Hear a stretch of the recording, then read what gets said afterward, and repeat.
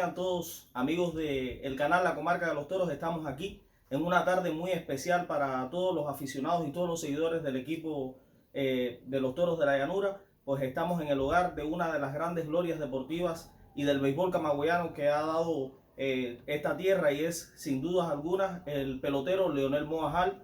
Leonel Moa no necesita presentación. Al fin podemos tener esta entrevista. Fue una entrevista que hemos tratado de buscar durante mucho tiempo, teniendo en cuenta el amor que siente el pueblo por este pelotero, que a pesar de todos los años que lleva sin jugar pelota y sin regalarnos esos jonrones que tanto entusiasmaban a la afición, siempre ha sido una figura trascendental, y por tal motivo en la afición siempre se pregunta qué está haciendo Leonel Moa, y todo el mundo ha querido que en esta sección de glorias deportivas del Camagüey nosotros entrevistemos a Leonel Moa. Bueno, pues vamos a estrenar precisamente este espacio donde queremos darle toda la magnitud que lleva estas glorias de nuestro Camagüey. Pues vamos a empezar con Leonel Moa en una larga temporada de entrevistas que haremos al respecto. Entonces, sin más, vamos a comenzar esta entrevista con nuestro invitado de la tarde, y muchísimas gracias por recibirnos aquí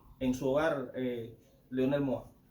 Muchas gracias, ante todo, por la acción que ha tenido, ¿no?, de realizarme esta entrevista, y bueno, pues así saludar a todos los seguidores de la comarca de los Toros, y bueno, pues aquí estamos dispuestos a contestar las preguntas que tengas que hacer.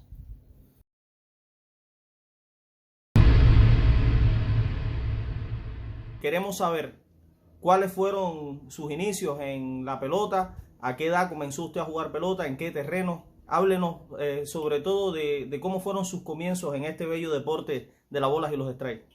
Bueno, como niño cubano al fin, siempre el comienzo de los atletas que quieren ser peloteros es desde muy temprano. O sea, yo soy natural de Contramaestre, carretera Santa Cruz del Sur, pertenece al municipio de Jimabayú. Y bueno, en esa localidad ocurre que no existe ningún terreno de béisbol por ninguna parte. Y bueno, nosotros desde pequeños escuchábamos la radio, los juegos de béisbol, y jugábamos no en los terrenos oficiales, porque como te dije anteriormente, no existía terreno. Entonces nosotros jugábamos en la sabana de los pequeños agricultores que tenían sus vacas, y entonces nosotros, cuando las vacas no estaban, bueno, ocupábamos una esquina, y entonces allí comenzamos nosotros a jugar pelota, con cosas muy anécdotas que recuerdo que eran un poco difíciles en cuanto a la parte de los implementos. Por ejemplo, cuando no teníamos el peto para jugar, utilizábamos una java, la llenábamos de hierba, y ese era el peto que utilizábamos nosotros. Y cosas así, ¿no? La verdad que mis comienzos, como todo niño pues, chiquito, en el barrio, con los muchachos del barrio, bateaba mucha piedra en esos comienzos. O sea que las tardes para mí mi hobby era batear piedra. Y yo me imaginaba siempre, ¿no? Escuchaba a los peloteros del momento, como daban los batazos y todas esas cosas por la radio, porque no existía televisión en la zona donde yo vivía, hasta muy grande yo, ¿no? O sea que en aquellos tiempos teníamos que escucharla por radio. Y bueno, yo me representaba siempre a alguien del equipo Cuba. Yo si era Armando Capiró, bateando a Agustín Marchetti, no sabía que era, o sea, si era zurdo o derecho, porque como no lo veía nunca por la televisión ni nada, porque no teníamos, como te expliqué, siempre me representaba a esos grandes jonroneros que existían en aquel momento. Y bueno, así fueron mis comienzos, siempre tratando de, cada vez que había un pitén, como decimos nosotros, bueno, pues ahí estábamos los muchachos, y de Contramaestre para adentro, si hay una localidad que se llama Yanaguao, también pertenece al municipio de Jimabayú en estos momentos, y allí sí había un terreno con muy buenas condiciones, y ya mis primeros pasos como tal los di ahí en ese terreno. Allí, bueno, pues de allá de la zona existían muy buenos activistas. Recuerdo siempre el nombre de Julio González, un señor que que era lanzador y tenía muy buena curva. Enseñó a muchos muchachos de la época. Pablo Costilla, o sea, de una familia de los Costilla, que son varios hermanos de la localidad, o sea, Contramaestre de Yanaguabo, que eran monteros, o sea, eran montadores de todo, pero también jugaban béisbol, muy buen béisbol. Y entonces, pues, todas aquellas personas, bueno, fue con lo que yo comencé a jugar béisbol. Así fue mi comienzo en el béisbol. ¿Qué edad tenías en aquel momento, Moa? Aquella más o menos tendría 13, 14 años más o menos por ahí, cuando yo comencé a jugar béisbol. Quiere decir que aparentemente comenzaste a jugar béisbol un poco tarde, teniendo en cuenta que en muchos casos de otros peloteros comenzaban a jugar incluso con edad de 6, 7 años. Sí, no, y organizado más tarde todavía. Organizado yo comencé a jugar con 17 años. O sea que realmente comencé a jugar tarde. ¿Y antes de los 13 años te inclinabas por algún deporte o solo fue béisbol? No, pelotero y tractorista. Era solo lo que tenía en mente. O sea, porque tenía tíos que manejaban tractores y también jugaban béisbol. Entonces, o sea, era tractor y béisbol. Y desde luego ayudando también a mi papá en el campo, de una forma más o menos, porque como siempre estaba bateando piedra, a veces, bueno, pues decía que me dolía la cabeza para no incorporarme a trabajar, y entonces me ponía a batear piedra.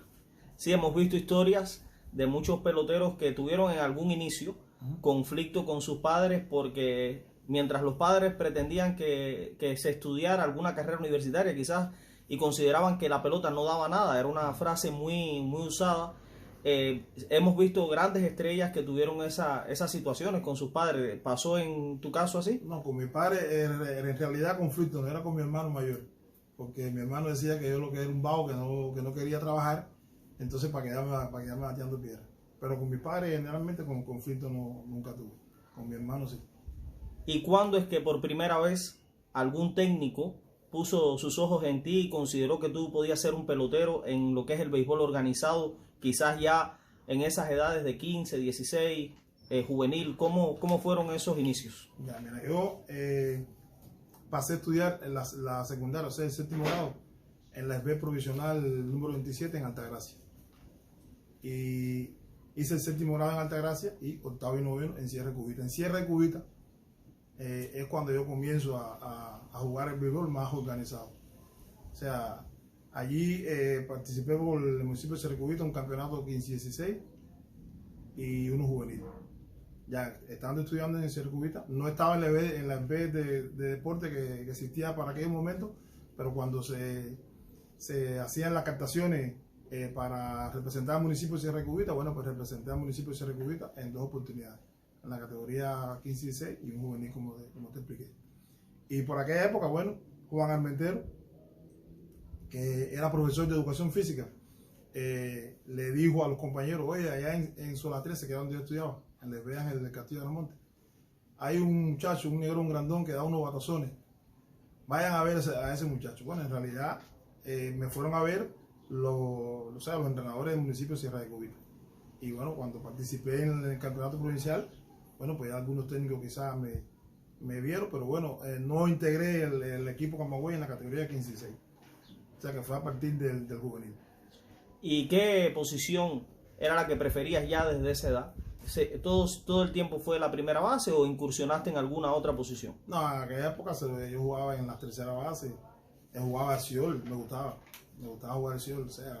A pesar de tu tamaño, o sea, te desempeñabas bien. No te puedo decir que tenía buenas manos ni nada, pero las cogía. Y me gustaba jugar el Ciol y en los jardines. Y en la primera base jugué muy poco. ¿Quién decidió que tú tenías actitudes para la primera base? ¿Quién fue quien te inclinó por eso? Ya, bueno, cuando vengo a la captación, al terminar los estudios en Sierra de Cubita, yo comencé a estudiar economía aquí en Camagüey, en la Cándida. O sea, el Politécnico de Economía que estaba por la terminal de Ómnibus. Allí comencé a estudiar. Y yo daba los viajes de Contramaestre a Camagüey todos los días. Venía a estudiar acá en economía. Y siempre por las tardes compraba el periódico, que la tirada era diaria. Y entonces compraba el periódico y me ponía a leer ahí. Y accidentalmente, en la parte del deporte, cuando la abro, o sea, me gustaba abrir, pero bueno, había una convocatoria para los muchachos nacidos en ese sentido. Y yo, que quería ser pelotero, dije, bueno, esta es la mía.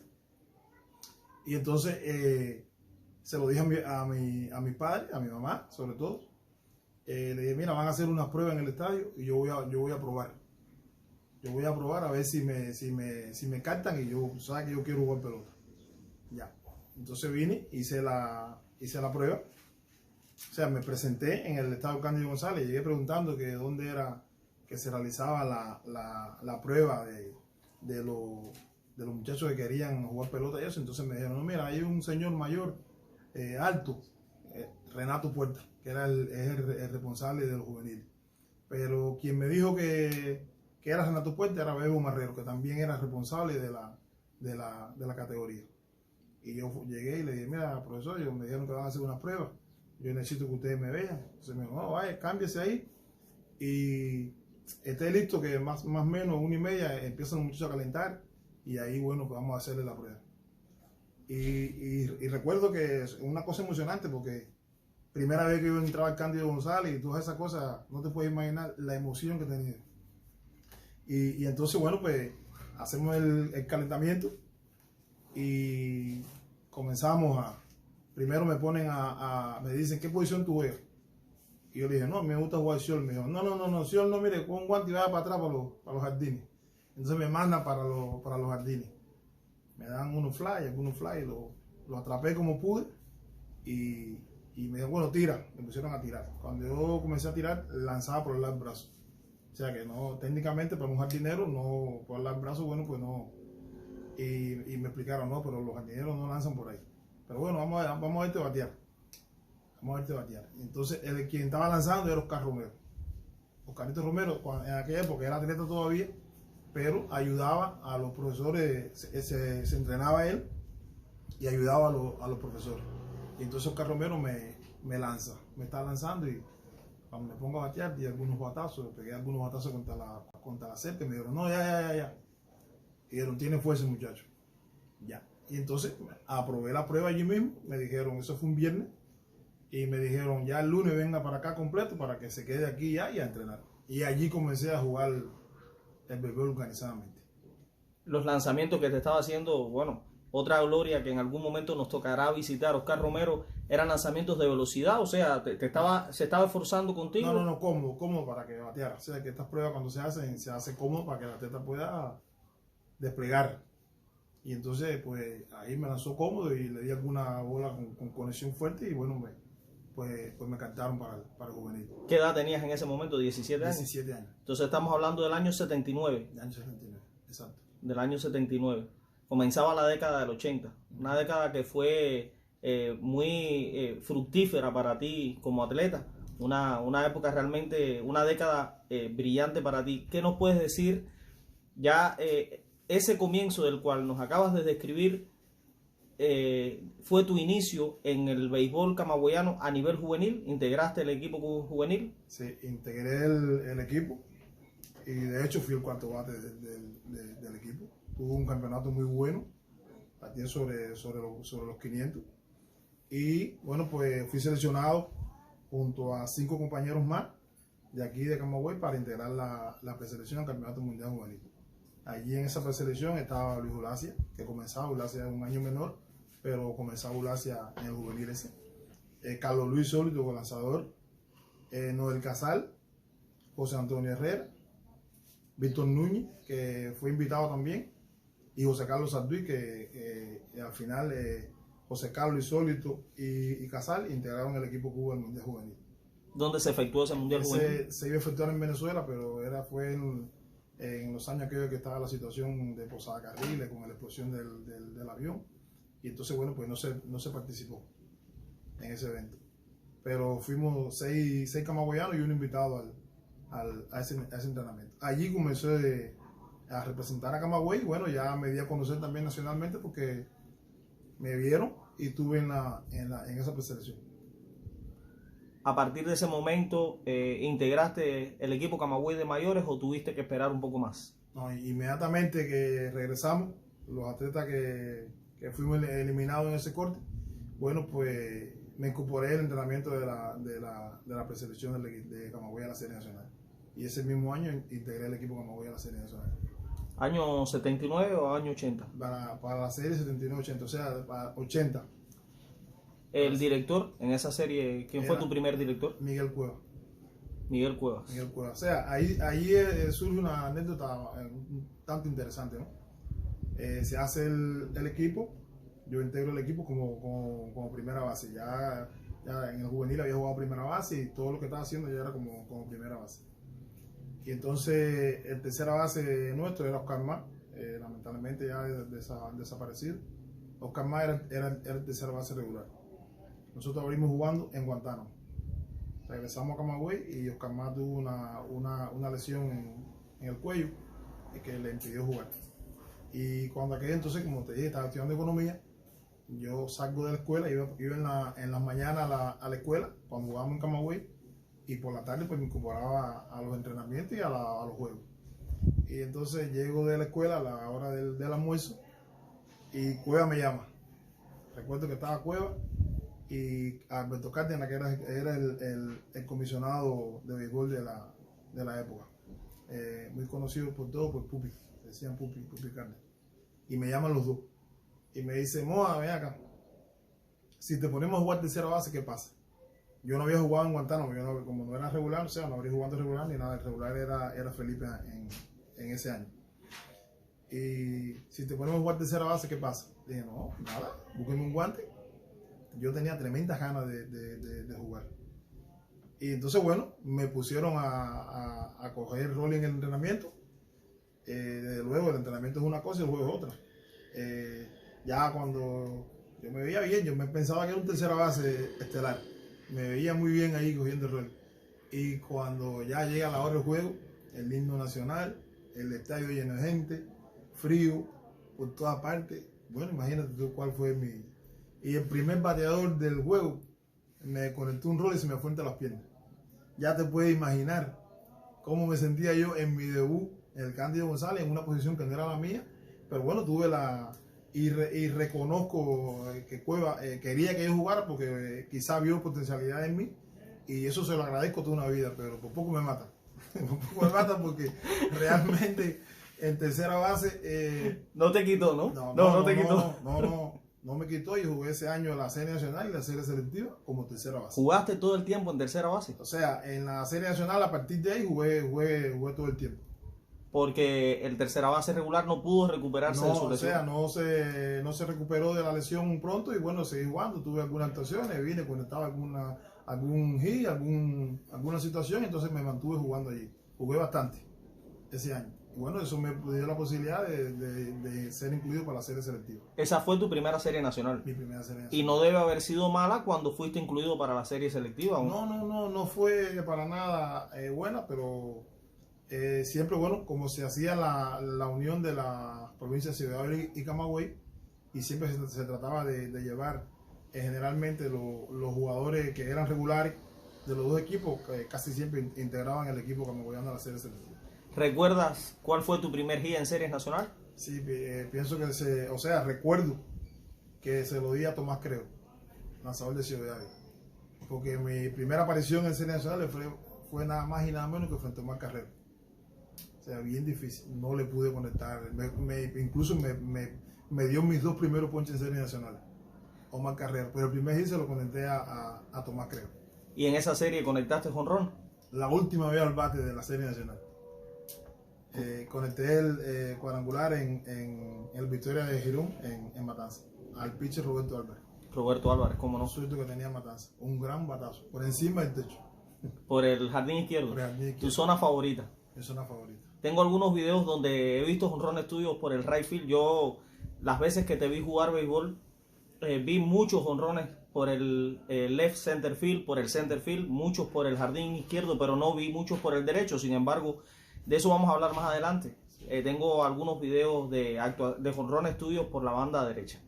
Entonces, ese primer año como tercera base, la serie selectiva, ¿cómo te fue? No, normal, puedo decir que normal. Allí alternaba con Ernesto Baró, que sí era tercera base, joven también. Ya Ernesto Baró, recordamos todo, un potentísimo brazo. Y bueno, pues alternaba con Ernesto Baró allí. En esa serie selectiva logré conectar dos cuadrangulares. Y mi primer cuadrangular en Camagüey fue por el right field. A Rafael Castillo, un pitcher que tenía Matanza, que jugaba con sus tricultores y después con Matanza en la selectiva. Bueno, fuiste verdugo de Matanzas porque también recordamos aquella serie 90-91, como en el Victoria de Girón te tapaste a batear en aquel playoff en el que Camagüey queda segundo lugar. Cuando Leonel Moa se convierte en la figura establecida en la primera base y en el cuarto bate del equipo Camagüey. Bueno, posteriormente al retiro de Felipe Sarduy, porque mientras Felipe estuvo jugando regular con muy buenos rendimientos, a pesar de la edad que tenía, muy buenos rendimientos y también un ejemplo grandísimo para todos nosotros, porque siendo más veterano que todos nosotros, corría más duro con primera que todos los peloteros que tenían, excepto Lacia, que era rápido. O sea que cuando Felipe se retira ya es que comienzo a jugar en la primera base de forma regular, a partir del año 84, 85, no recuerdo bien. Pero por esa fecha, a partir de ahí es que ya comienzo a hacer la primera base regular de Camagüey. Y el cuarto bate no recuerdo, porque estaba Reinaldo Fernández, que era el cuarto bate nuestro, y bueno, alternábamos también, Independencia como estaba, Reinaldo y yo ahí tuvimos un tiempo hasta que luego surgió Miguelito Cardé.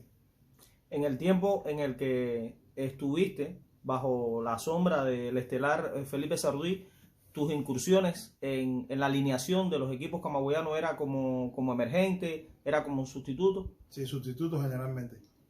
Generalmente hasta que ya, bueno, como te expliqué, cuando ya Felipe se retira, bueno, pues ya así comienzo a jugar más tiempo, o sea, era el primer base regular. Leonel Moa siempre te caracterizó para todos, cuando éramos muchachos, pues llevar el número 20 en la espalda era un signo de orgullo, porque precisamente representaba a Leonel Moa, aunque habían otros peloteros en series nacionales que usaran el número 20, a nivel nacional se reconocía ese número precisamente por el vínculo tan estrecho que tenía contigo. Siempre fuiste el número 20, ¿por qué escogiste ese número? No, cuando inicié, utilicé el número 22. O sea, fue el número que me dieron. Cuando eras novato, generalmente no es como ahora que te preguntan qué número tú quieres utilizar. En aquellos tiempos tú eras novato y si te ponían el 40, eras el 40. Y en ese caso, a mí me dieron el número 22. A partir de ya de la segunda serie nacional es que empiezo a utilizar el número 20. Que ese sí lo pedí.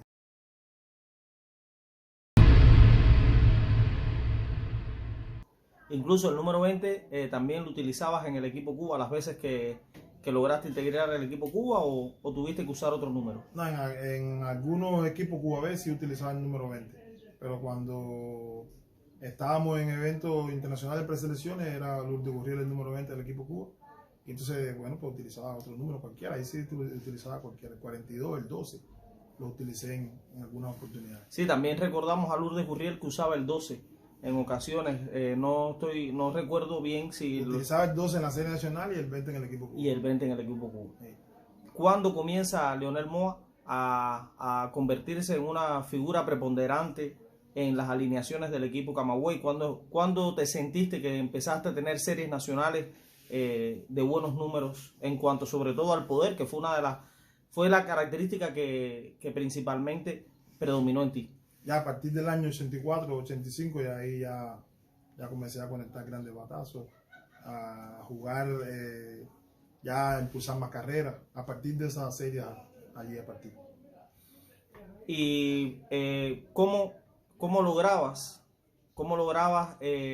dar estos batazos? ¿Te los proponías, salías a buscarlos o simplemente salías a dar una conexión que chocar bien la bola y con la fuerza natural que tenía el batazo salía de esa forma? Para mí, la acción más linda que hay en el juego de béisbol es darle la vuelta al cuadro con un jonrón.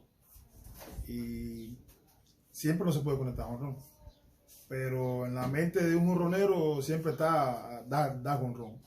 Y muchas personas sabemos que jonrón prácticamente no se da, como dice la gente, que jonrón sale, pero si tú no haces acciones que te propicien llevar el swing que lleva el jonrón, pues no lo vas a conectar. Entonces, a mí me gustaba, sobre todo, dar muchos jonrones en la práctica.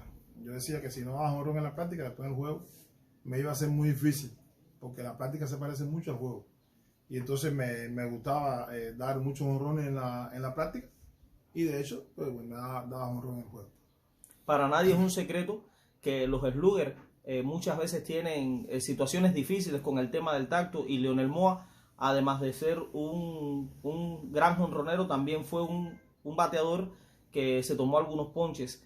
¿Cómo sentiste que en el transcurso del tiempo, en el desarrollo tuyo como pelotero, fuiste mejorando el tacto? Porque recordamos después de los años 90 cómo mejoraste muchísimo con el tema del tacto, los ponches no eran tantos, e incluso llegaste a tener números de promedio, de averaje de promedio por encima de 300, como si fueras cualquier bateador de los de contacto. ¿Cómo nos puedes hablar de esta dificultad que tenías incluso para batear estos lanzamientos en rompimiento que tanto daño te hacían? Ya, como bien dices, siempre los bateadores de fuerza, como su swing es mucho más violento que los chocadores de bola, siempre va a haber muchos swings fallos. O sea que es cierto que me ponchaba bastante. Y tengo una anécdota cuando comencé con Agustín Marchetti. Agustín Marchetti me vio batear en una práctica en el Cándido González, en una selectiva, comenzando yo. Y él me dijo, ven acá muchacho, fíjate, tú te vas a ponchar bastante, pero le vas a dar un honrón aquí a todo el mundo. Y eso fue una cosa que a mí me inspiró mucho. Me inspiró mucho, y desde luego yo como bateador no quería poncharme, pero si yo conectaba un honrón y me ponchaba 2 veces, esos 2 ponches para mí no significaban nada, porque yo conecté honrón. O sea que para mí siempre fue muy importante tratar la manera de ponchármelo a la menor cantidad de veces posible, pero lo que yo quería era conectar honrón. Y en nuestra pelota se ve mucho, o se critica mucho, sobre todo al bateador que se poncha mucho. Y sin embargo, en la pelota profesional, generalmente el bateador que se poncha mucho es el que conecta jonrones, el que impulsa carrera. Y bueno, no es tan mal visto como es en nuestra pelota. Así. ¿Tenías algún método de estudio, como lo hacía por ejemplo Miguel Cuevas? ¿Estudiabas a los lanzadores, o tenías alguna forma, alguna estrategia para cazarle algún lanzamiento en específico? ¿Había alguna, digamos que alguna estrategia que tuvieras al respecto para poder batear mucho mejor? Siempre atendiendo la característica que tiene cada lanzador, el bateador generalmente va enfocado en las características que tiene el pitcher. Si tú vas a batearle a un lanzador que tú sabes que es curveador, tienes que estar preparado, porque la mayor cantidad de lanzamientos que te puede hacer son lanzamientos en rompimiento. Si es un lanzador de velocidades, bueno, pues tiene que ir preparado a batear la velocidad. Pero siempre, generalmente, tratar la manera de pegarle a los lanzamientos que están encima de los, independientemente de las características que tenga cada cual, el enfoque de cada bateador como tal, bueno, pues tiene que estar preparado en esa situación. Porque quizá aquí había un lanzador, Euclides Rojas, de La Habana, que era curveador. Y entonces él, una oportunidad, conversando con nosotros, en una preselección que hicimos en un equipo, él me dijo, mira, a veces los bateadores se sacan a ellos mismos, porque salen a batear, yo soy curveador, me van a batear curva, y ¿qué yo hago? Le tiro recta, y cuando viene a ver, se acabó el turno al bate. Y entonces había aquí con el enfoque ese también, de que a veces un lanzador con picardía, bueno, pues no utilizaba el lanzamiento ese, lo dejaba para los momentos cumbre del juego de pelota, y bueno, pues así se desarrolla el turno al bate. ¿Recuerdas algún lanzador en específico que te hiciera especial daño con sus lanzamientos? ¿Alguien a quien te fuera muy difícil batearle? No, hay muchos lanzadores difíciles en Cuba. En esa época que nos tocó jugar a nosotros, había muchos lanzadores difíciles. En Dependencia, como usted, ese día ese lanzador viene bien y viene con su lanzamiento bien, es muy difícil batearle. Pero hay días que no estaba tan duro, la curva no le estaba rompiendo, ese día tú podías conectarle. Pero sí, recuerdo, Pablo Miguel Abreu para mí fue, como decimos nosotros, mi papá. A mí me era muy difícil batear a Pablo Miguel Abreu, porque era un lanzador muy alto, tenía tremenda curva, tenía una recta poderosa, y me fue muy difícil conectarle. José Luis Alemán era un lanzador muy incómodo también, Julio Romero, Jorge Luis Valdés, todos esos lanzadores eran muy difíciles de batearle porque te movían mucho la bola. René Arocha, que también era en una época que llegó a ser el lanzador que más repertorio tenía aquí en la pelota cubana. Eran lanzadores muy difíciles. Eso no quiere decir que un día no le podías conectar un honrón, porque de hecho, bueno, le conecté un honrón a casi todo. Siempre, Rinaldo Santana era un lanzador de Villa Clara que para mí era muy difícil, hasta que hicimos una preselección juntos. Hicimos una preselección juntos y en la práctica yo le bateaba. Y bueno, a partir de ahí comencé a batearle y logré darle muy buenos batazos también. Rolando Arrojo, lanzador muy difícil, porque te lanzaba pegado por encima, por al lado, por donde quiera te lanzaba pegado. O sea que eran así los lanzadores que eran muy difíciles, pero que independientemente le pude conectar a Jorón también. Pero que eran difíciles. Por supuesto, por ser camagüeyano y unirte junto con Ciudad Dávila en aquellas selectivas donde el equipo recibía el nombre de camagüeyanos, había muchísima empatía entre los peloteros de Ciudad Dávila y los peloteros de Camagüey. En alguna serie provincial de las que hayas jugado, ¿recuerdas haberte enfrentado a algún pitcher camagüeyano que en esa amistad, en esas relaciones de solidaridad, hubiera surgido quizás alguna rivalidad con algún pitcher de nuestro propio equipo, pero que representara algún otro municipio? ¿Alguien que en especial te hubiera sido difícil de nuestros lanzadores, de nuestros equipos Camagüey? Sí, como no. Hay anécdotas muy... con Omar Luis. Omar Luis, un pitcher muy difícil, no solamente para los bateadores camagüeyanos, para los bateadores del equipo Cuba incluso. Es un lanzador muy difícil de batearle, y tenemos que batearle en el entrenamiento, en las provinciales. Y hay anécdotas con Omar, porque también logré conectarle con Ron también Omar. Y bueno, pues Neuri Fernández también, era un pitcher también que era muy campillo. O sea que siempre nos enfrentábamos en la provincial a todos esos lanzadores. Raúl Reyes, muy difícil batearle en las provinciales porque un lanzador muy dominante también en las provinciales y era difícil batearle. ¿Representabas a Jimaguayú? Representé a Jimaguayú. Siempre representé a Jimaguayú. Fui refuerzo de Esmeralda un año y los últimos 4 torneos que jugué, los jugué por Camagüey. Ya vivía aquí ya.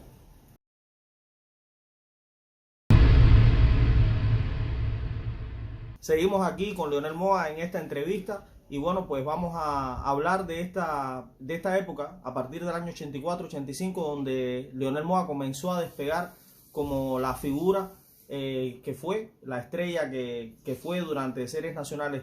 Es en esta época donde empiezas a tener tus mejores números e integras por primera vez una preselección al equipo Cuba. Eres llamado, háblanos de la doble satisfacción que tuviste en ese año 85.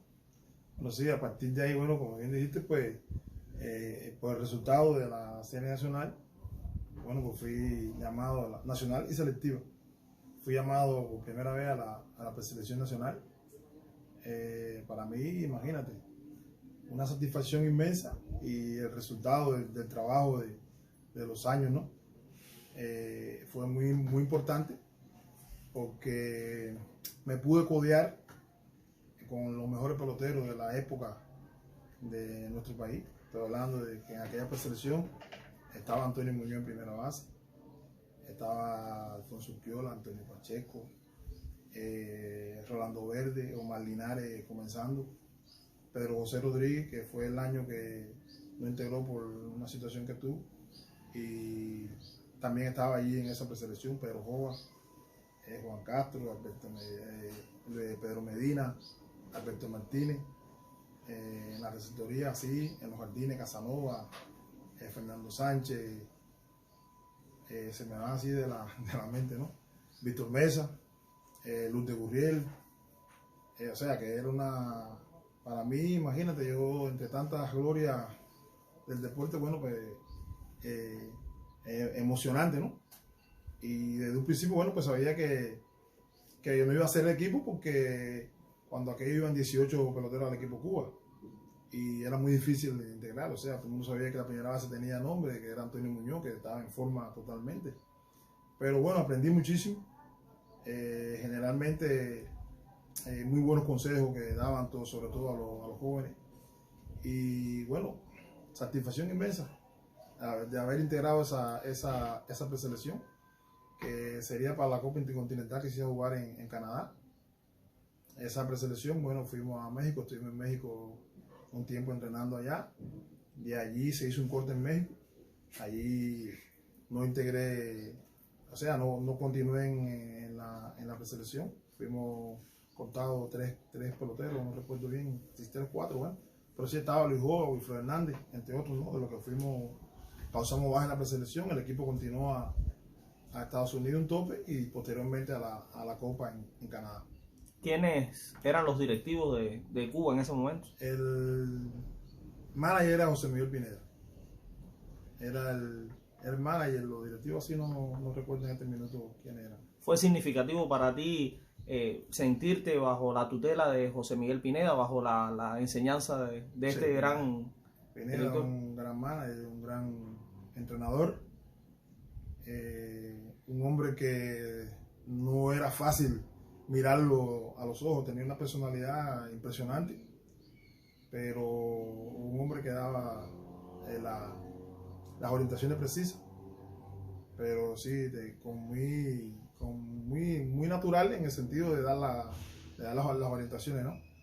Y impresionante, como te dije, en la forma que se dirigía a los atletas. Ese cuerpo de dirección estaba muy bueno. Estaba Jorge Fuentes también, era miembro de ese cuerpo de dirección. Arnaldo Suárez, así algunos entrenadores que ahora me escapan, pero muy buen cuerpo de dirección. Pedro Pérez, el picheo. Esa preselección había muy buenos lanzadores.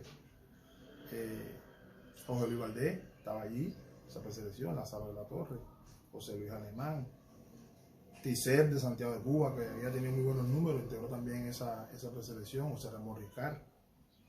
Así me vienen a la mente los nombres de algunos compañeros. De todas maneras, tuviste la oportunidad de topar entre ellos, de relacionarte con ellos. ¿Sentiste que esto marcó un antes y un después con respecto al Leonel Moa, que ya volvía al Cándido González siendo un preseleccionado de Cuba? ¿Sentiste el desarrollo, sentiste cambios en cuanto a tu desempeño? Sí, lógicamente, cuando tú integras una preselección nacional, hay cambios.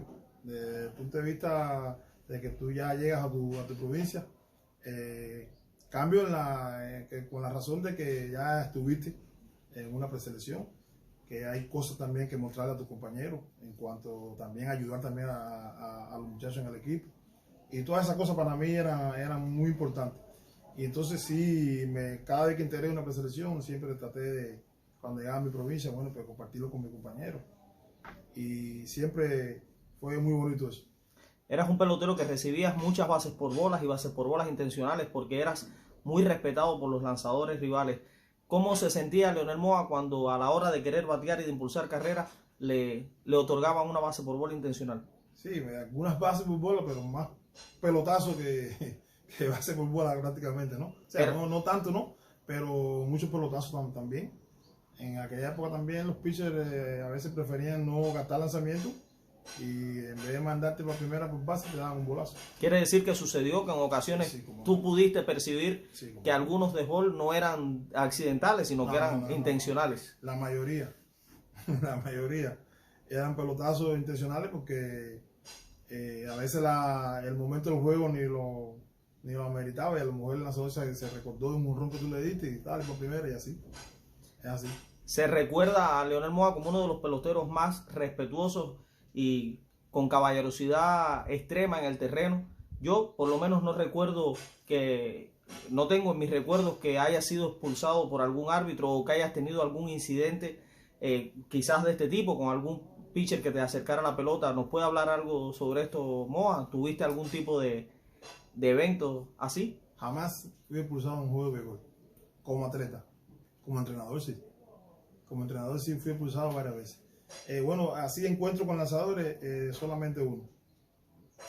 Con un pitcher que tenía La Habana, agropecuario, que se llama Eduardo Murgado. Ese año estábamos discutiendo el campeonato de los jonrones de la selectiva del 90. Romelio Martínez, ya desaparecido, y yo. Y la primera vez que yo vengo a batear en un play, me hizo un lanzamiento que por poco me pega la pelota. Y ahí yo me separé y le dije, tú nunca me has pichado pegado a mí. Cuidadito con darme un pelotazo. Simple y llanamente fue eso lo que le dije. Ya el único incidente que yo tuve fue eso nada más. Y bueno, no me pichó tan pegado, logré conectarle un cuadrangular en ese juego. Y ese año me llevé el champion jonronero de la selectiva. O sea que ese año pudiste ser líder jonronero. Leonel Moa, que conectó 272 jonrones, estuvo a 28 jonrones de llegar al selecto club de los 300. Pero a pesar de esto, sí tenemos que decir que estás en un selecto club que inauguraste y que nadie ha podido romper hasta el momento. Un selecto club que nos llena de orgullo a todos los camagüeyanos, porque el primero en inaugurarlo y el que es el recordista actual del mismo es Leonel Moa. Todos recordarán lo que sucedió el 10 de enero de 1989. De diciembre del 89. Perdón, de diciembre de 1989, cuando Leonel Moa, frente al equipo Granma, conecta 4 jonrones. Esto fue un titular en todos los noticieros y la prensa de Cuba. Recuerdo perfectamente ese día, creo que fue un domingo. Hubo doble juego. Doble juego. ¿Fue en el primero o en el segundo de los juegos? En el primero del doble juego. En el primero del doble juego. Y bueno, ¿qué representó para Leonel Moa romper un récord que parecía que era un récord irrompible en aquel momento y que ahora parece ser muchísimo más difícil de romper? ¿Qué significó para Leonel Moa ser en ese momento el único cubano en haber logrado eso en series nacionales? Bueno, te voy a hacer un poquito de historia. En la serie anterior al 89, en un partido en Ciudad de Ávila, yo conecté 3 cuadrangulares consecutivos iniciando el juego de pelota a un pitcher que tenía Ciudad de Ávila que se llama Benito Castillo. Yo le conecté 3 cuadrangulares consecutivos. Posterior a eso vine a batear 2 veces más y pensé que quizás me iban a pichar mal, que me iban a dar bolazo, y no hice los ajustes necesarios en el home plate y fallé en fly a segunda y fly a center field. Pero bueno, ya el día que sucede el hecho de los 4 jonrones, la primera vez al bate yo conecté jonrón. Conecté jonrón a un pitcher de Granma que se llama Alberto Castillo, le conecté jonrón. Posteriormente, frente a él mismo, vine a batear y conecté fly center field. Ya, la tercera vez que vengo a batear, ya no estaba de Alberto Castillo, era un lanzador que se llama Mabel Mendoza, había sido integrante del equipo Cuba Juvenil, y entonces conecto el segundo cuadrangular en ese mismo juego. En el séptimo inning ya está pichando Guevara Ramos, Ernesto Guevara Ramos, que bueno, todos saben la calidad que tenía como lanzador, incluso integrante de los equipos Cuba, pero comenzando por aquellos tiempos Ernesto Guevara Ramos. Y era un lanzador que era incómodo, que lanzaba por encima del brazo, por al lado del brazo, o sea que tenía diferentes ángulos de salida. Y lanzaba un slider, también tiraban knuckleball, o sea que era un lanzador que cuando venía bien era un tanto difícil de conectar. Le conecté el tercer cuadrangular en el séptimo inning. Ya posteriormente, bueno, pues fue un juego de carreraje y vine a batear en el noveno inning. Cuando vine a batear en el noveno inning, bueno, sí tenía en mente salir a buscar el cuarto jonrón. ¿Lo saliste a buscar? Salir a buscarlo. Salir a buscarlo y me facilitó pensar lo mismo que pensó el lanzador. O sea, yo cuando fui a batear, dije, bueno, ahora quizás me vayan a lanzar pegado para tratar de quitarme confianza en el home play. El primer lanzamiento sé que me lo van a hacer pegado. Y el lanzador me hizo el lanzamiento pegado en zona mala. De ahí me no separé, le tiraste. No, bola. De ahí me separé. Pensé, bueno, me lanzó por dentro, ahora me va a lanzar por fuera. Y así mismo lo hizo. El lanzamiento en la zona exterior, en recta, pero bola. O sea, me había lanzado bola adentro y bola afuera. Dije, ahora me va a lanzar curva. Oye, me lanzó recta pegada, recta por fuera. Ahora tiene que venir a lanzar curva o algo movido. Tiraba un knuckleball también, como dije anteriormente. Y me lanzó curva. Y la curva se quedó. ¿Se le quedó? Él trató de lanzarme curva para marcarme strike. Y como ya había pensado que me iba a lanzar curva, y salió el batazo. Imagínate qué emoción. Eso es la única vez en mi vida que yo me quedé parado en home y dando saltos. Yo di la vuelta al cuadro dando saltos y mis compañeros cuando llegaron no me dejaron en el dogado. Aquello fue inmenso. La satisfacción, imagínate, el primer pelotero cubano dar 4 jonrones en un juego en series nacionales, eso es una emoción muy grande, muy grande, muy grande, muy grande, que al final, bueno, no pudo ser más emocionante porque perdimos ese juego. Yo creo que haber perdido el juego queda relegado a un segundo lugar con la hazaña que tú hiciste ese día de los 4 jonrones. Por supuesto, es como tú dices, hubiera sido muy bonito que hubieran ganado. Imagínate tú si con ese jonrón incluso hubieras podido decidir el juego, pero Exacto. a nosotros los camagüeyanos nos queda tremendo orgullo de eso y siempre lo hemos defendido en todos los escenarios, en todos los lugares que hemos estado. Tu nombre por encima de todo, porque esos 4 jonrones marcaron historia, te digo, recuerdo perfectamente, era un tiempo donde las tecnologías no permitían que hubiesen nada más que quizás un noticiero de televisión, la prensa escrita, pero estaba llena de tu nombre en aquella época y yo lo recuerdo también con mucha emoción, aunque era muchacho, pero lo recuerdo con mucha emoción. Quiero saber cómo percibiste ese día el público. No ocurrió en Camagüey, no ocurrió en el Cándido González. Te imaginas si hubiera sido en el Cándido González, eso hubiera sido fenomenal. Pero el público, ¿cómo te aplaudió? Se veía un público, ¿cómo lo notaste? No, muy emocionante. A mí siempre me gustó, el terreno que más me gustaba jugar a mí era en Mártir Barbados. Es un terreno que para mí, la bola caminaba para todas partes. O sea, tú le das la pelota, me iba para el fique, la bola caminaba mucho. Era un terreno muy amplio. Generalmente, cuando la bola pasa al pitcher, casi siempre la bola es hit, porque el terreno está en una posición que generalmente la bola cuando pasa al lanzador es hit. Y entonces hay una torre del alumbrado público que va directamente al montículo.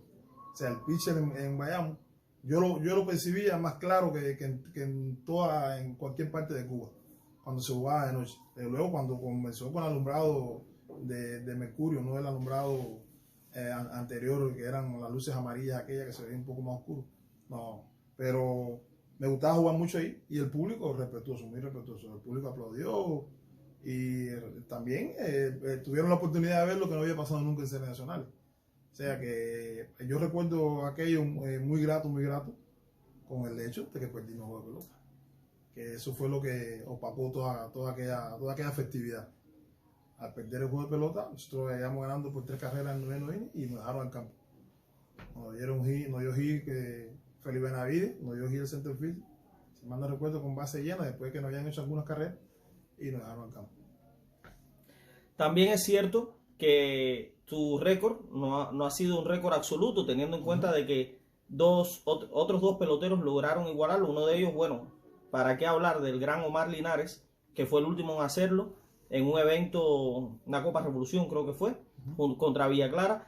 Pero también sucedió que Leonel Moa fue protagonista de un hecho que dudo mucho que se vuelva a repetir, donde tuvo que sufrir el ver cómo Alberto Díaz, jugador de Matanzas, creo que era tercera base, si mal no recuerdo, igualó este récord. Vio como poco a poco este atleta fue llegando a 2, 3, hasta 4 jonrones.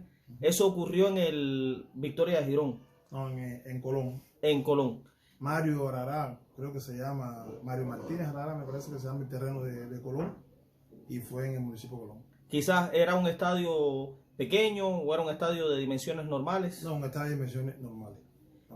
¿Cómo vivió Leonel Moa ese día?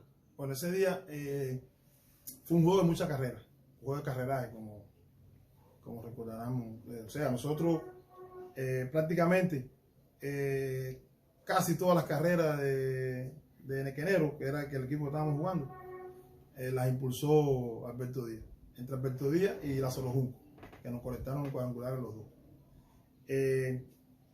Alberto Díaz le conecta 3 jonrones consecutivos a Fernando Tejeda.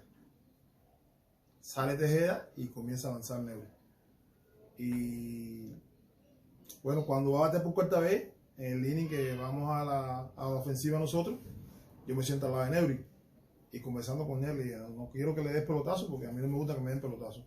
Pero este hombre no puede batear. Entonces la lanza rodando por el piso, que no va a pasar nada. Tírala por el piso, que no le va a tirar. Pero no le tire strike, que el hombre está parado en home ahí, que parece que es el dueño de home, como decimos nosotros particularmente, ¿no? Y entonces me dice, no, tranquilo, que no va a batear. Y el primer lanzamiento le lanza recta pegada. Y bueno, va cumpliendo. Y yo de primera, tú sabes, gritándole, oye, acuérdate, no puede batear, fíjate, no te puede batear a ti. Y él me miraba y me decía, no, tranquilo. y al siguiente lanzamiento lo lanzó al medio. Ya te puedes imaginar. El hombre que estaba muy bien le hizo swing y empató el récord de los 4 jonrones. Posterior a eso, vino a batear por quinta vez. Y entonces Neuri le dio base por bola. El Neuri mismo que continuó lanzando, le dio base por bola. Y yo le dije, bueno, ahora no tenía que darle base por bola, ahora tenía que picharle a ver si el hombre da los 5 jonrones. No, me imagino que esa forma de decirle era porque... No, de luego yo se lo dije, el disgusto. Irónicamente se lo dije, ¿no? Dije, no, ahora como tiene que lanzarle para que te pongas solo con él en el libro. Le dije, ahora como Neuri se tiene que recordar de eso. Pero bueno, igual yo lo di, pues también lo pudo dar él. Y en el caso de Omar Linares, cuando yo conecté los 4 cuadrangulares, me preguntó Gilberto Rodríguez en una entrevista que me hizo para el periódico, que si yo pensaba que alguien podía igualar la marca. Yo dije que Linares y Quindelán, porque eran jugadores que con relativa facilidad y frecuencia daban 3 jonrones en un juego. Entonces yo, utilizando la lógica, le dije, no, Linares y Quindelán en cualquier momento uno de esos dos te va a 4 jonrones en un juego. Y sucedió con Linares, pero Quindelán aquí en Camagüey, Quindelán nos dio a nosotros 3 jonrones, la cuarta vez la metió contra la pared y fue triple. Que él se quedó parado en home pensando que la bola se iba. Y fue triple, aquí en Cándido González. Dio la vuelta al cuadro. Yo era entrenador cuando eso. Y cuando llegó a tercera me señaló y me dijo, por poco igual el récord. Jocosamente, porque Quindelán era un corredor también que corría rápido las bases. Y pienso que si corre duro, da 4 jonrones también en un juego. Claro, porque pudo haber sido jonrón dentro del terreno. Exacto. Bueno, de todos modos, cerrando con este capítulo glorioso, cabe decir que sigue siendo Leonel Moa el recordista y los otros 2 peloteros solo han igualado tu récord, el récord que estableciste tú. Sí, yo pienso que muy difícil, porque para superar ese récord hay que dar 5 jonrones. Una cosa que veo pero que muy difícil. Sobre todo en una serie nacional, en una pelota cubana que en la actualidad dar 2 jonrones es bastante raro en un solo juego. Imagínese usted llegar a 4. Muy difícil dar 5. De ahí lo digo. Mo, algo que te quiero preguntar, porque es una duda que siempre tenía. Yo veía peloteros de mucho poder que no ejercitaban el físico, que no eran asiduos realizadores de ejercicios con pesas. La musculatura quizás en aquellos años 80 y 90, me acuerdo de Oscar Macías, me acuerdo de Eddie Rojas, me acuerdo de Gabriel Pierre, que por supuesto se les notaba como hacían ejercicios, también Lázaro Madera, pero en Leonel Moa nunca vimos a un pelotero, además de ser un pelotero espigado, nunca vimos un pelotero que diera la impresión de hacer muchos hierros para su preparación. ¿Cómo te preparabas tú desde el punto de vista físico?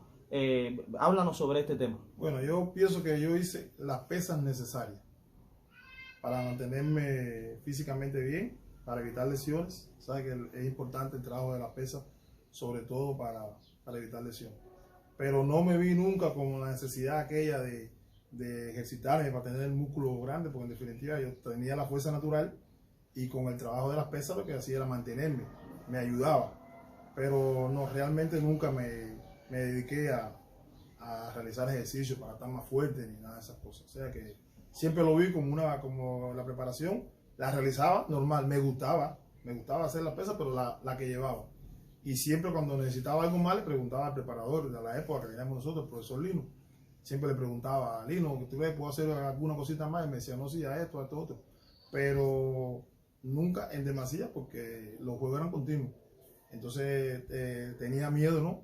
Engarrotar los músculos o esas cosas y que me fuera a costar trabajo batear. De estos 272 jonrones que conectaste y quitando estos 4 que fueron ya mencionados, ¿hay algún jonrón en específico que recuerdes con especial emoción, con especial cariño? Sé que decidiste muchos juegos, empataste otros tantos.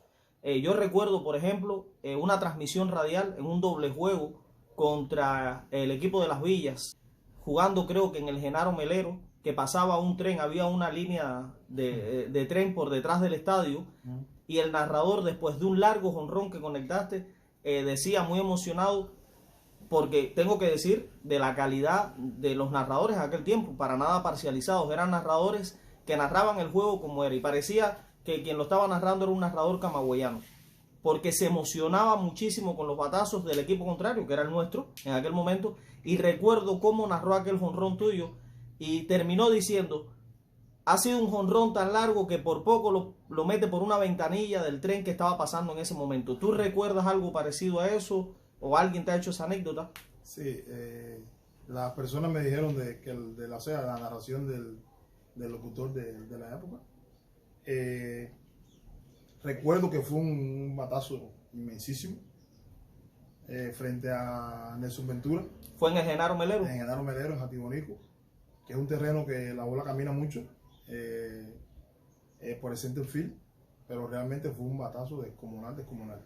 Y sí recuerdo que fue enorme, pero emocionante sí, la primera vez que yo decidí un juego en series nacionales con jonrón frente a Cienfuegos, aquí en Cándido González. Eso para mí fue lo máximo.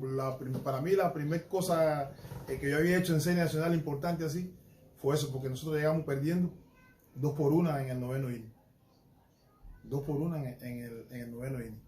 Y el manager de Cienfuegos, que después coincidimos en un evento internacional, en un equipo Cuba B, él me recordaba la anécdota esa.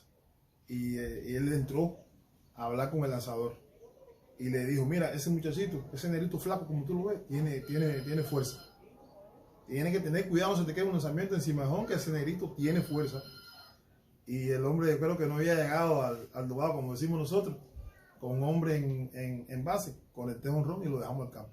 Eso fue muy emocionante, porque el Cándido en aquella época se llenaba el Cándido en las gradas, y entonces había una cerca interior en el terreno que también dejaban que el público pues se pusiera ahí. Recuerdo eso perfectamente. Y emocionante, muy emocionante, además muy joven yo, prácticamente comenzando en series nacionales. Eso fue una emoción muy grande. Y otros, el jonrón que le conecté a José Valdés en el Victoria Girón también, para mí en un playoff, eso lo recuerdo, lo voy a recordar siempre por la calidad de lanzador de José Valdés y por lo que significó en ese momento para el equipo. Ese fue el juego que ganamos nosotros. Ese juego lo ganamos. Y que diste 2 jonrones y un doble. 2 jonrones y un doble. Y en paz descanse, Eddie Martin dijo, entre Eddie Martin y Héctor Rodríguez, que estaban narrando ese juego por la televisión, era el playoff final, dijeron: óigame, con los batazos que ha conectado Leonel Moa hoy, podemos llegar a Varadero. Si empatamos los batazos que Leonel Moa ha conectado hoy, me acuerdo de ese jonrón, fue por el left center field, ¿no? Casi. El de Tati Valdés por el center field. Por el center field. Y otro que le conecté a Jorge Martínez, entre el center por encima del techo también, enorme batazo. Me acuerdo perfectamente de ese juego. Ese playoff lo disfrutamos muchísimo. Nosotros pudimos haber salido mejor, pero bueno, cosas del béisbol, así es el béisbol, y el Nequenero tenía un tremendo equipazo. Y Jorge Luis Valdés y Carlos Mesa fueron la diferencia, prácticamente entre ellos dos nos ganaron. El zurdo, Carlos Mesa era zurdo, me acuerdo perfectamente. De Carlos Mesa zurdo nos ganaron prácticamente el playoff, los 2 playoffs, porque jugamos 2 años consecutivos contra el Nequenero y nos eliminaron las 2 veces. ¿Puede Leonel Moa decirnos cuál es su opinión acerca de por qué, teniendo Camagüey, un equipo que estuvo tan lleno de estrellas, nunca se concretó haber podido llegar a un primer lugar, obtener, porque me imagino que eso sea una de las carencias emocionales que tú tengas con respecto al equipo Camagüey, nunca haber podido ser campeón con este equipo? ¿Y a qué atribuye Leonel Moa que esto nunca haya podido suceder? Exactamente, sí. Nosotros tuvimos un equipo muy bueno, que pensábamos que en cualquier momento podíamos dar el paletazo, como decimos nosotros en el argot deportivo, ¿no? Pero para ser campeón hay que conjugar muchas cosas. Y si un solo pelotero o 2 peloteros quieren ser campeones y el resto le da lo mismo ser campeón o no, pues es muy difícil. Y se aunaban muchas cosas. A veces la ofensiva estaba bien, el picheo no estaba bien. A veces era un pitcher que tenía que lanzar y no lanzaba ese pitcher, se sentía mal, y esas cosas poco a poco van haciendo los pedacitos de por qué Camagüey nunca llegó a ser campeón. así lo veo y como fui también partícipe, pues te lo puedo asegurar. Quizá la figura que teníamos en el momento no entregaban todo lo que podían entregar y pues por eso Camagüey no ha podido ser campeón en Serie Nacional. Quiero tocarte el tema de tus participaciones en los equipos Cuba y no voy a diferenciar Cuba A y Cuba B porque todo el mundo sabe que en aquella época un equipo Cuba B podía medirse de tú a tú en cualquier campeonato mundial. La calidad era tremenda, los nombres que se manejaban en los equipos Cuba B eran nombres que perfectamente podían hacer un equipo Cuba. Me acuerdo de aquel tope con el Hiroshima Toyo Carp, que fue aquí en Cuba, y quizás tú nos puedas hablar de otras participaciones que tuviste con el equipo Cuba, y quiero que me digas cuáles fueron de ellas las que más sabores dulces te dejaron, y alguna que otra anécdota de tus participaciones con los equipos Cuba en ese sentido. Siempre cuando tú participas con una preselección, un equipo Cuba, siempre hay anécdotas y recuerdos que vienen a la mente que realmente marcan a uno como atleta y como persona. Yo participé en varios eventos. Aquí se hacía un torneo que se llamaba José Antonio Huelga, en memoria de José Antonio Huelga. En ese evento yo participé 4 veces. 2 veces participé con el Cuba A y 2 veces con el Cuba B. Y bueno, siempre fui campeón. Porque el equipo Cuba B logró ganar al Cuba en dos de esas oportunidades. O sea que, como bien dice, en un equipo Cuba B era un equipo cuajado de peloteros con rendimiento para estar incluido también en el equipo grande. Y entonces cuando jugaba el Cuba B con el A, siempre los muchachos del B querían, bueno, pues como, no sé, como para demostrarle a los directivos, no a los jugadores, que no se vaya a malinterpretar, ¿no? A los directivos de que los integrantes del equipo Cuba B también tenían la ansia de representar al país. Y bueno, pues eso en aquella época se daban aquellos partidazos de los equipos Cuba A contra el Cuba B. Así recuerdo muchísimo en Ciego de Ávila, en el torneo José Antonio Huelga de Ciego de Ávila, donde el equipo Cuba B le ganó al A en un partido memorable. Ahí yo tuve muy buena actuación en ese juego. Y son así anécdotas que te quedan muy importantes. Y después, como participar en las preselecciones, en algunos topes también con el equipo nacional, eso siempre te deja enseñanza y que yo siempre las aproveché y las recuerdo. Entonces, háblanos del momento en el que tuviste que despedirte de las series nacionales. Sabemos que fue un momento inesperado para todos. Era un momento en el cual, digamos que algunas políticas que se usaron para separar a algunos peloteros de series nacionales no fueron bien vistas, tanto por atletas como por otros entrenadores, como por nosotros los aficionados, que estábamos ilusionados cada año en volver a ver a nuestras estrellas. De momento, nuestros peloteros vimos como fueron destinados a otros países, otras ligas, y eso, te digo, desde el punto de vista del aficionado, fue doloroso. Era doloroso ver como nuestras estrellas se nos iban a jugar a otro lugar, que bueno, era lo que tocaba quizás en ese momento. ¿Qué representó para Lionel Moa que de momento se separara? Quizás en un momento, ¿qué edad tenías en ese momento? 33 años. 33 años. Una edad que en estos momentos es una edad perfecta para jugar béisbol, en plena madurez. ¿Qué representó para ti tener que dejar las series nacionales? No, para mí realmente fue un golpe muy duro. Un golpe muy duro porque yo tenía en mente muchas metas personales que cumplir. Yo quería llegar a los 300 honrones y quizás pasar de los 300, no sé. Quería esa meta como tal, llegar a las 1000 carreras impulsadas. Y bueno, pues como bien dijiste, hubo una política que para participar en campeonatos de otros países, bueno, pues había que retirarse. Oficialmente no se nos dijo así como que ya estábamos retirados, ¿no? Sino me llamaron, terminando la Copa Revolución, me llamaron y me dijeron que me habían seleccionado para ir a jugar a Italia. Iba a jugar en la Liga Italiana en el año 96. Bueno, y partí a jugar a Italia. Me fue muy difícil el primer mes de la liga en Italia, me fue muy difícil batear. Batí bien el primer juego. O sea, en Italia se juega viernes y sábado.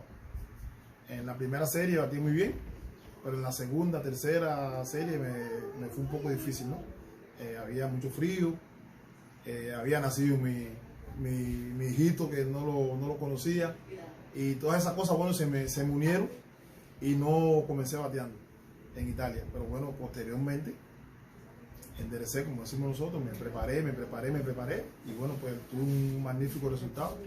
Logré ser líder de los bateadores en la liga italiana y segundo en los honrones. O sea que fue una experiencia muy bonita. Y luego, conversando con mi esposa por el teléfono, me dice que había salido aquí en el periódico que todos los atletas que habían participado en las ligas internacionales estaban retirados. O sea que yo me enteré que estaba retirado estando en Italia. Para mí eso fue, bueno, pues un cubo, porque tenía, como te dije, muchos sueños de llegar a los 300 honrones. Quizá en un campeonato, jugando Serie Nacional y Copa Revolución, que se jugaba a partir de eso, o sea que eran 2 eventos, podía haber llegado haber conectado a los 28 honrones que me faltaron para llegar a los 300. ¿En qué año ocurrió eso? En el año 96. En el año 96, te voy a decir que en el año 96 tú tenías 33 años. Si nos vamos a guiar por la edad con la que ha jugado Marino Luis, Daniel Castro, pongamos que hasta los 40, digamos que te hubiesen quedado 7 series nacionales más, hubieras podido llegar a los 2000 hits. ¿Cuántos hits tú conectaste? 1367. Y imagínate que tú hubieras jugado aproximadamente hasta el año 2002. Y hasta el año 2002-2003, hubieras participado en aquel playoff contra Ciego Dávila en el año 98, hubieras estado quizás en una posible final. Qué importante hubiera sido Lionel Moa, que hubiera estado también en aquel año 2000 fatídico donde falleció Miguel Caldés, pero que también con tremenda vergüenza el equipo camagüeyano salió a discutir los primeros lugares y quedamos en tercer lugar. Todo esto lo hubieras podido lograr y en una edad de madurez deportiva tremenda. Indiscutiblemente sabemos que te nos fuiste rápido y ya te digo, tan sorpresivo y doloroso fue para ti como para todos nosotros que de momento dejamos de ver a nuestro Lionel Moa en series nacionales y empezamos a ver un nuevo béisbol, una nueva pelota sin ti, y realmente, bueno, pues nos tuvimos que acostumbrar a eso. Después de tu incursión en Italia, tuviste otras incursiones en series foráneas, creo que estuviste en Colombia. ¿Puedes hablarnos de las otras participaciones que tuviste? Sí, estuve después del año 97 en Colombia. En Italia estuve en Rimini, o sea, en la parte norte de Italia, que se juega muy buen béisbol allí. Estuve en esa parte allí. Y en Colombia, bueno, pues jugué en Cartagena. En la costa, Cartagena de Indias. Cartagena de Indias, o sea, una ciudad muy linda, se juega muy buen béisbol allí. Desde luego han tenido peloteros también, Grandes Ligas también. Y recuerdo muy grato porque fueron experiencias para nosotros, ¿no? Ese campeonato estuvimos 27 cubanos repartidos en todos los equipos de la Liga Colombiana. Una pelota semiprofesional cuando aquello, porque se permitían los extranjeros, 4 extranjeros por equipo y 2 peloteros profesionales de la Liga Colombiana cuando aquello. Bueno, pues un torneo con mucho nivel, con mucha más exigencia que se jugaba en Italia, porque es un torneo más fuerte, de una pelota más fuerte, y se jugaba todos los días. O sea que, a diferencia de Italia, que se jugaba fin de semana, en Colombia se juega todos los días. Muy difícil en Colombia, porque prácticamente llegábamos a las ciudades, nos bajamos del avión, la guagua hasta el estadio y a jugar. ¿Qué tiempo jugaste en Colombia? En Colombia 3 meses duró el campeonato. ¿Y te sentías bien, en forma? Sí, estuve bien en Colombia también. ¿Te respetaban por ser cubano? Sí, ¿Sentías que respetaban al béisbol cubano? Sí, cómo no. Allí en ese campeonato fui varias veces a jugar de la semana. O sea que un torneo con calidad, pero yo me encontraba muy bien, realmente. Realmente tuve un campeonato muy bueno.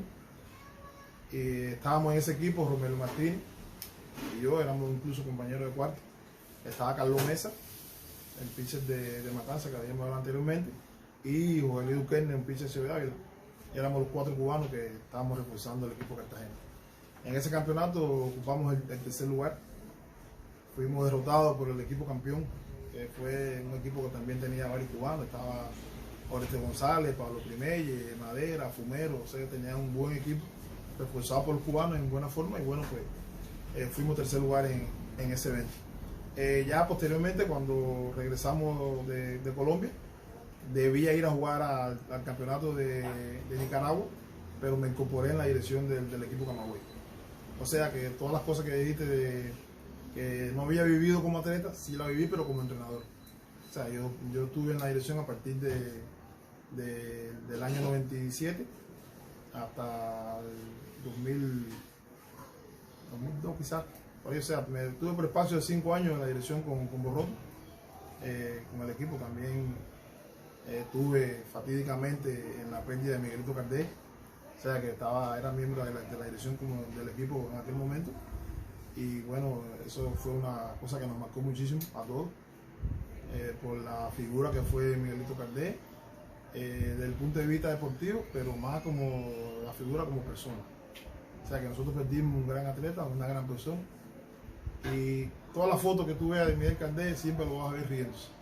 O sea que era un atleta que nos marcó, eso nos dolió muchísimo.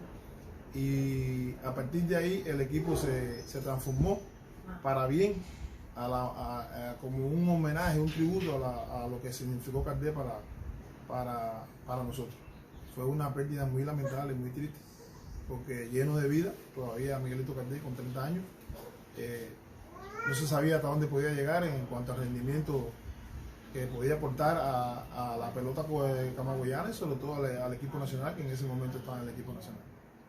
Entonces podemos decir que esta última incursión tuya esta incursión tuya en el béisbol de Colombia fue la última incursión que tuviste como atleta activo. Sí.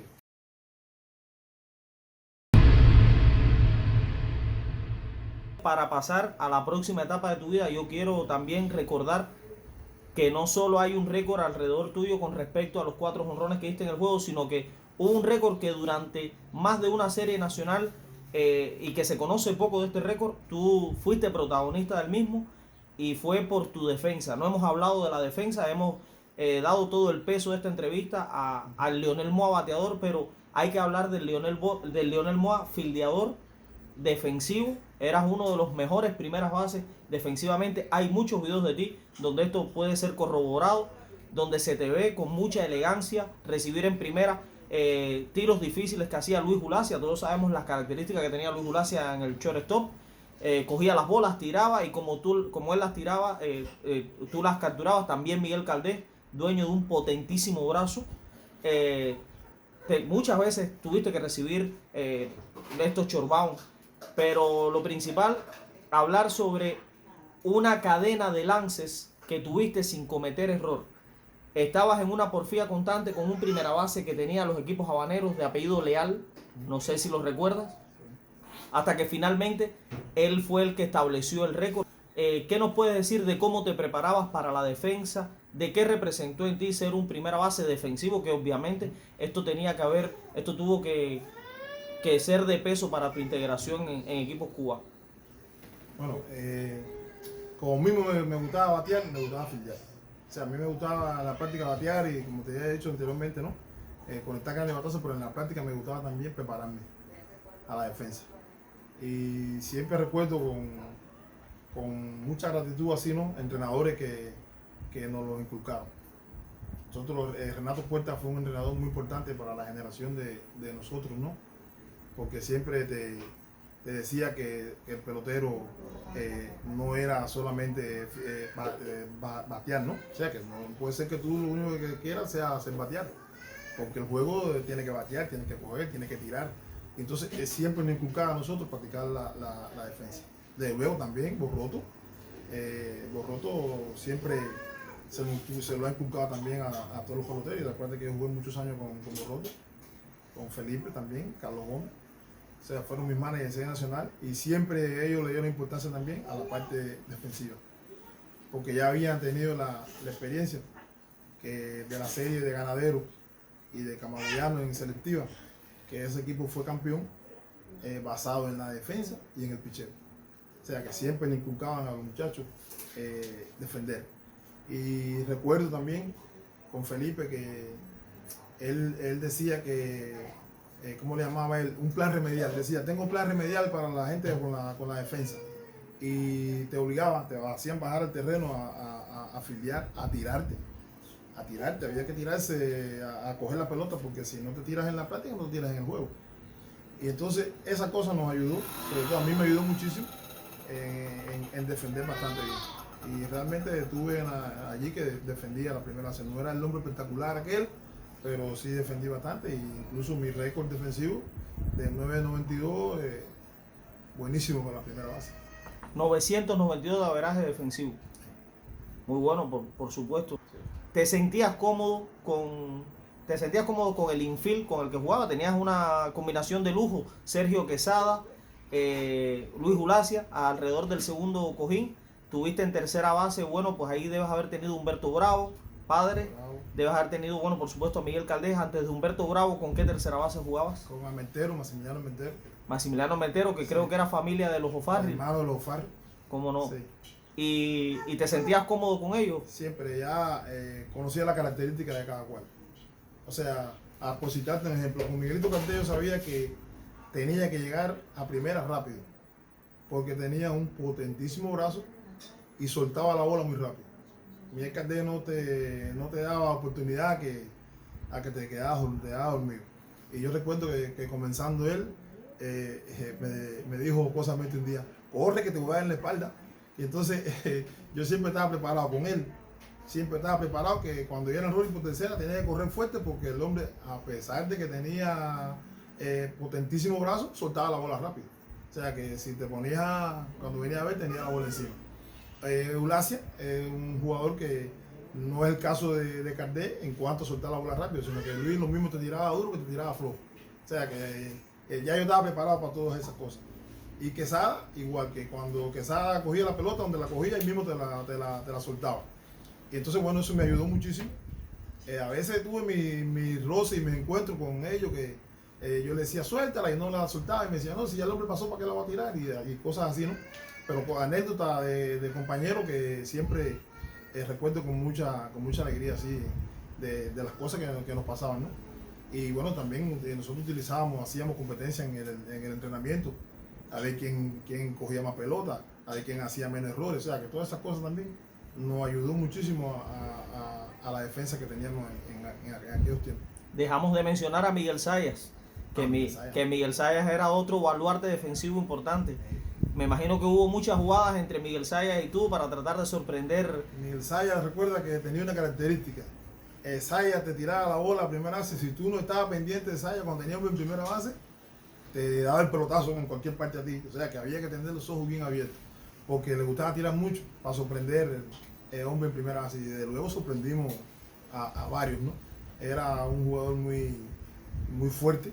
¿Nunca pasó que Zayas te sorprendiera a ti? No, a mí no me sorprendió, porque yo estaba preparado para él. Siempre tenía que estar pendiente, porque te soltaba la bola.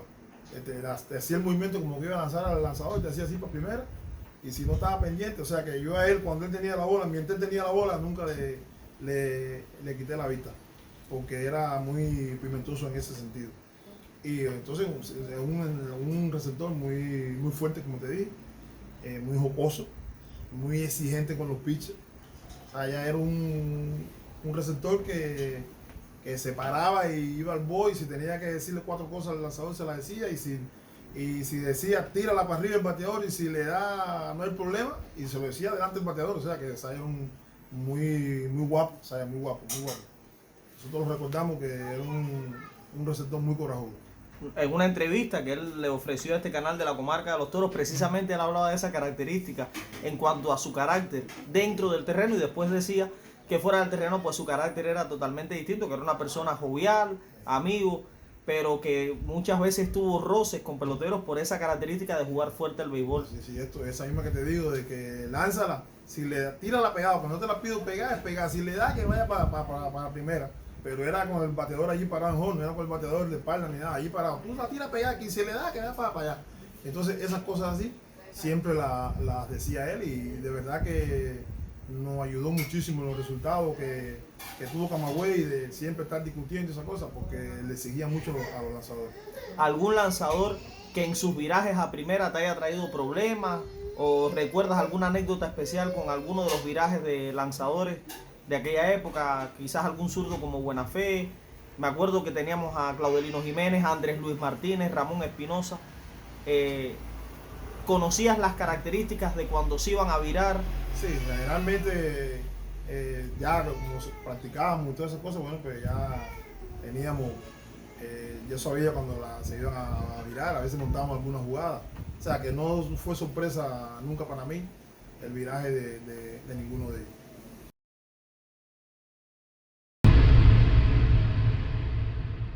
Bueno, Moa, hemos hablado de todas las características tuyas como bateador y bueno, igual que muchos bateadores han logrado conectar 5 hits en un juego y muchos bateadores han logrado conectar jonrones y hacer eh, actividades y acciones positivas. También habría que decir que algunos peloteros en series nacionales han llegado a tomarse 5 ponches en un juego. Lionel Moa es uno de estos peloteros que pasó por el sabor amargo de llevarse 5 ponches en un juego. Cuéntanos cómo fue ese momento para ti. Sí, un momento muy difícil, porque bueno, tomarse tantos ponches, eso no le gusta a nadie. Pero te cuento que ese día yo tenía un fuerte dolor de cabeza, pero quise jugar así mismo en esas condiciones. Borroto era Manes, eso fue una selectiva en Ciudad de Ávila, jugando contra Ciudadana, Camagoyano contra Ciudadana. Borroto Hermanes, cuando ya yo me poncho por tercera vez, él me quería quitar. Cariñosamente, bueno, él y muchos compañeros me decían gigante, y me dice, gigante, vamos a quitarte para que no te sigas ponchando, porque no estás bien. Y dije, no, Borroto, a este se la voy a poner yo para allá del lado de la cerca. El pitcher era Pablo Miguel Abreu. Y entonces, cuando me ponché por cuarta vez, él me dice, ya tú no vas a batear la quinta vez. Le dije, no, que no voy a batear la quinta vez. Y entonces quitan a Pablo Miguel Abreu. Y dije, no, si ya quitaron a Pablo Miguel Abreu, ¿cómo no voy a batear yo por quinta vez? Yo voy a batear. No, no quites, no vayas a batear, que yo no te veo bien. Y vino a pichar Francisco de Paine, que era del hecho, todo lo contrario de Pablo Miguel Sur, y que tenía un slide que se caía, como decimos nosotros. Y bueno, Paine me dio el quinto ponche. Así fue. Bueno, realmente ese día jugaste sintiéndote mal. Me imagino que también en otros momentos jugaste sintiéndote mal, quizás con alguna lesión. Estas son cosas que muchas veces los aficionados no conocen. Los dolores que el paciente, perdón, que el atleta presenta, ahí se me quedó lo de médico, que el atleta presenta dolores, afectaciones y el atleta sale a jugar mostrando esa vergüenza deportiva que tanto caracterizó a Lionel Moa. ¿Recuerdas en algún juego que estando enfermo, sintiéndote mal, le conectaste jonrón o hiciste alguna acción importante para tu equipo? Sí, como no, varias veces. A lo largo de 15 años jugando en series nacionales, hay momentos que uno quizás no se siente bien, no se siente con el ánimo, siempre, o sea, al 100% de las capacidades. Y entonces, bueno, pues sí sucedió en algunas oportunidades, pero a veces comenzaba a jugar con un dolor de cabeza y en el cuarto inning se terminó el dolor de cabeza y pudiste felizmente dar alguna conexión que puso delante de tu equipo, que ganar el juego y todas esas cosas. O sea que siempre hay atletas que te juegan con alguna deficiencia en el organismo, pero que se va arreglando poco a poco en el camino. ¿Era Lionel Moa un pelotero que jugaba bien bajo presión o sentiste que en algunas ocasiones el público te provocaba una presión que resultara negativa en ti?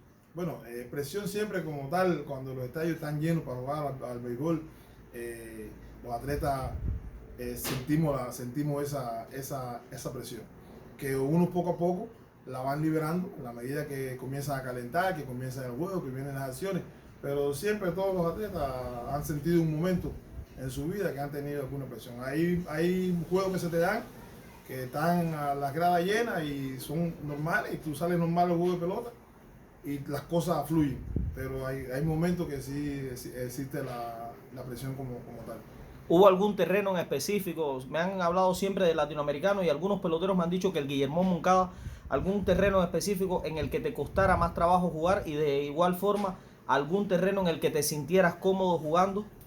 No, bueno, siempre el latinoamericano es una presión natural para todos los atletas, porque como todos sabemos, el latinoamericano es el estadio de mayor capacidad de público en el país, y ese estadio lleno de personas es bien impresionante porque la vez que más público he jugado yo ha sido en el latinoamericano, cuando vino el equipo japonés que jugó aquí en nuestro país, o sea, el primer equipo profesional que visitó nuestro país. tuve la oportunidad de integrar ese equipo y ha sido para mí la vez con que más público he jugado en un terreno. El Guillermo Moncada es el estadio que el latinoamericano hay esa presión, pero en el latinoamericano hay muchos camagüeyanos, hay muchos orientales que le van a los equipos visitantes. O sea, está la gran afición del equipo industrial y de los equipos de La Habana, pero entonces hay muchos aficionados de las demás provincias que generalmente apoyan a los equipos visitantes. No sucede con el Guillermo Moncada. El Guillermo Moncada, si tú vas al Guillermo Moncada, los aficionados de tu provincia, si va a una peña, esos son los aficionados tuyos. Si no, es el estadio completo apoyando al equipo de Santiago de Cuba, más la conga. O sea que ese estadio es bien difícil para alguna gente, pero a la vez estimulante jugar con esa presión del público gritándote constantemente, sonando aquello, es impresionante el Guillermo Moncada. Me han dicho que incluso han llegado a coincidir en las gradas más de una conga. Sí. Más de una conga, y que esos techos de zinc Sí. que ellos usan para darle golpes y que suenan, que eso hace que el Guillermo Moncada se convierta en un lugar con un ruido ensordecedor. Ensordecedor, incluso allí es el único lugar de Cuba donde hasta los fados los gritan. O sea que es una afición muy impresionante la de Santiago de Cuba. Y luego con los equipos que tenía Santiago, ir a jugar a Santiago de Cuba cuando sonaban las congas aquellas y el zinc de las gradas y más el calor, impresionante de verdad, pero un lugar rico para jugar por esa presión. Siente Leonel Moa que en la época que jugó como atleta, en estos 15 años, se podía batir Camagüey tú por tú con Santiago de Cuba. Recordemos que Santiago de Cuba durante unos cuantos años, digamos que fue el papá de Camagüey en esta zona oriental. ¿Qué considera Leonel Moa de los enfrentamientos Camagüey-Santiago? Y quiero que me hable también de los enfrentamientos Camagüey-Industriales, donde siempre se ha dicho y hemos visto que Camagüey le jugaba muy bien a los equipos de la capital. No, Santiago no solo fue el papá de Camagüey, fue el papá de todo el mundo en una época aquí. Santiago de Cuba es un equipo muy difícil para ganar. Y quedó demostrado cuando nosotros ya logramos ganarle 2 partidos a Santiago de Cuba ya. Muchos pensaron que ya Santiago estaba eliminado y después soberanamente, como decimos nosotros, nos propinaron 4 derrotas consecutivas. O sea que era un equipazo de pelota muy difícil. Muy difícil porque tenía peloteros que lo sabían hacer todo y además gozaban de unos pitches con tremenda calidad que siempre, bueno, pues maniataron a más de un equipo, no solo a Camagüey. Pero eso fue en la época en la que ya tú no jugabas. Digo, en la época en la que jugabas tú. En aquellos equipos de Serrano y de Santiago, en que Quindelán le hacía la gracia a Ramón Espinosa continuamente. ¿Cómo se sentía Moa en aquellos juegos en que Santiago de Cuba remontaba juegos que Ramón Espinosa estaba pichando de una manera magistral y de momento de la nada ellos se iban arriba? Sí, en aquella época quizás pienso yo que estábamos más cerca nosotros como equipo de Santiago que lo que posteriormente te dije en la época que tenía la planadora, que era pero que muy difícil. O sea, siempre aquello se vivía, era como una zozobra, como decimos nosotros. No sabemos si ganamos hasta que estemos sentados en la guagua. Porque como bien explicaste, varias veces venía Quindelán, y si no era Quindelán era Fausto o cualquiera, venía cualquiera, como decimos nosotros, y siempre en los juegos con Camagüey-Santiago, hubo una época que pasamos varias series nacionales sin ganarle a Santiago.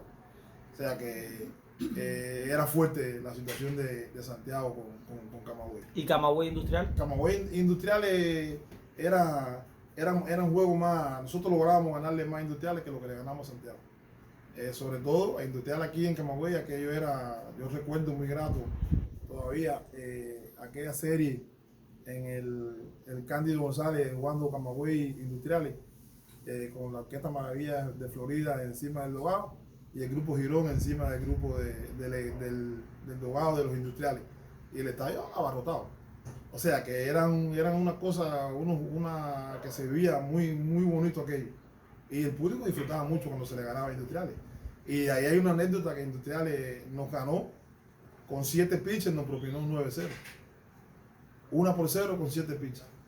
O sea, el manager era Andrés Ayón. Y cada vez que venía un bateador con alguna característica, decía, no, para este bateador el pitcher tal. Y recuerdo que a mí me puso a Ramón Tablado, fallecido ya también, que era un lanzador muy incómodo que lanzaba por los brazos y tiraba curvas laterales. Y entonces, así, o sea, que cada bateador en los momentos clave del juego de pelota, él le puso un pitch y nos lograban ganar 1-0 con 7 pitches. ¿Leonel Moa siempre mantuvo ese mismo estilo de bateo, esa misma forma característica de batear, o la fue cambiando? ¿Te guiaste por tenías algún modelo de bateo en especial, algún pelotero, tenías algún ídolo que te inspiraba a batear de esa manera? No, generalmente yo comencé bateando de una forma y quizá hice algunos ajustes, pero así de tratar de imitar a alguien como bateaba, eso nunca lo hice. Siempre traté de superarme, leía bastante, estudiaba, teníamos la posibilidad quizás de ver algunos videos y bueno, pues lógicamente allí pues tú extraes las cosas que tú piensas que te van a hacer bien y las incorporas. Pero generalmente no hacía esas cosas. Entre los grandes primera bases que había en aquel tiempo, Antonio Muñoz, Agustín Marchetti, ¿tuviste algún ídolo? O quizás algún ídolo que no fuera primera base, pero que fuera un pelotero que tú admiraras mucho en aquellas series nacionales. Sí, no, como siempre admiré muchísimo. Felipe Sarduy era un atleta que siempre era un ejemplo en el terreno, por las cosas que hacía, desde el punto de vista de preparación, de físico, a la hora de batear, de correr, y siempre transmitía a los muchachos. Y muy bueno la defensiva, Felipe era muy bueno defendiendo también. Y entonces siempre uno se fijaba en esas situaciones. Muñoz, ni hablar. O sea que yo tuve la oportunidad de ver a todas esas grandes figuras del béisbol cubano jugar y lo que hacían en el terreno, y siempre, bueno, pues eso te daba la medida de, bueno, lo que tú querías hacer, porque siempre uno quería ser como ellos, desde el punto de vista del rendimiento deportivo y todas esas cosas, pues bueno, pues uno siempre quería eso. Alguien me dijo por ahí que recibiste una placa en Morón, ¿nos puedes hablar de eso? Sí, una serie selectiva, jugando con Agropecuario, luego que fue el equipo. Bueno, pues conecté un cuadrangular allí, que según la historia del deporte de Morón, es el jonrón más grande que se ha conectado allí en ese estadio. Conservo la placa esa. Sí, se hablaba mucho, recuerdo aquellas transmisiones de radio, por Radio Cadena Aramonte, cuando se encadenaban aquellos juegos que se efectuaban en Morón con los equipos camagüeyanos, que había un campo de tiro de Perles, campo de tiro deportivo, en la banda izquierda del jardín izquierdo, y que Leonel Moa era fanático a colocar pelotas en ese campo de tiro. De hecho, el narrador decía constantemente, ahí va de nuevo Leonel Moa, directo al campo de tiro, como si el campo de tiro sea de él. Y esto es algo, son anécdotas muy bonitas que recordamos siempre. Sí, ese año se jugó la serie selectiva, se jugó en Morón, porque fue el año que Ciego Dávila estaba haciendo la ampliación del graderío de tercera base hacia los jardines, que se estaba haciendo ese año, y entonces, bueno, pues ese año no se jugó en José Ramón Cepero, y Morón, el Paquito Espinosa, fue la sede de la serie selectiva. O sea que todos los juegos que correspondían a Ciego Dávila como sede, los jugamos en el Paquito Espinosa. Entonces conecté grandes batazos en el Paquito Espinosa, que lo recuerdo con mucho agrado, pero ese de la placa fue un gran batazo. ¿Cuál fue el batazo más grande que conectaste en el Cándido González? ¿Alguno que recuerdes en el Cándido González específicamente? Sí, aquí el batazo para mí más grande que yo en el Cándido González se lo conecté a Reinaldo Santana, el pitcher de Villa Clara. Un juego que estábamos perdiendo nosotros con Villa Clara, y en el séptimo inning prácticamente Villa Clara nos iba a dar knockout, y el manager era Pedro Jova, y Pedro Jova sustituyó a todos los jugadores regulares y puso a los jugadores de la reserva, y del séptimo al noveno inning nosotros le remontamos un juego y se lo ganamos. Y allí en ese juego yo conecté un batazo que para mí es el batazo más grande que he dado al Cándido González, que dio por el tercer travesaño, y la bola rebotó y cayó para el terreno, en una de las torres. Del left field. Del left field. Similar a uno que dio Reinaldo Fernández, que a cada rato nos recuerda ese largo jonrón. También yo lo vi personalmente, uno de Joan Carlos Pedroso, más para acá, de Joan Carlos Pedroso dando un jonrón por el tercer travesaño. Me dijeron que Luis Giraldo Casanova también. Nosotros no tenemos gradas en los jardines como en el latinoamericano, que uno puede medir los batazos según las gradas. Aquí las medimos según los travesaños de la torre. Y bueno, pues ahora esta anécdota que me cuentas me hace ver que también conectaste un jonrón por esa zona ahí. Sí, así fue.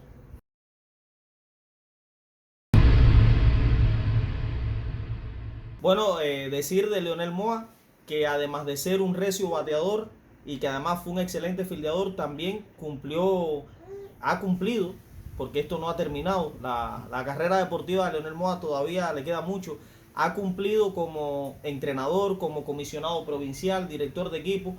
No solo fue aquel Leonel Moa que recibió una placa por haber conectado el jonrón más largo de Morón, no en Morón, en el estadio de Morón, Paquito Espinosa.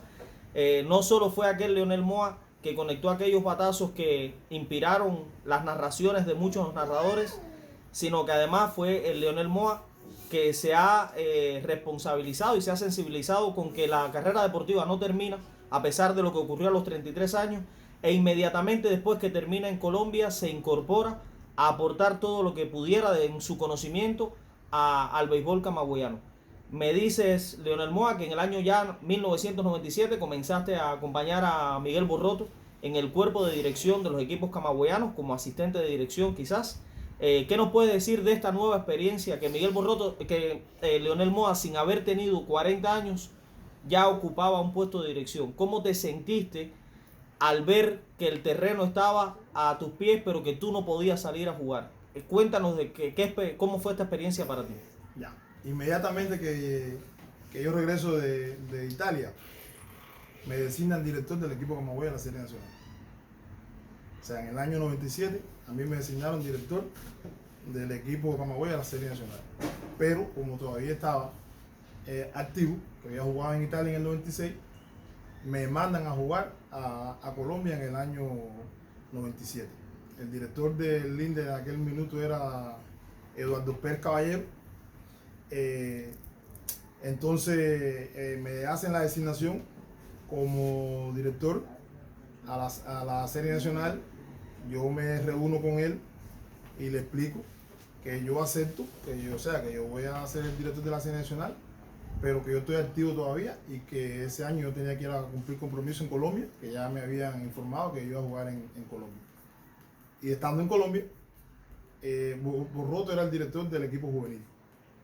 Y entonces se decidió aquí en la provincia, en la nación, de que Borroto fuera el manager. Como yo estaba en Colombia, que no iba a estar prácticamente en la preparación del equipo, bueno, otra vez mi esposa, hablamos y me comunica que habían designado a Borroto como manager del equipo a la Serie Nacional. Lo vi bien porque en definitiva yo no había estado en la preparación y no es lo mismo.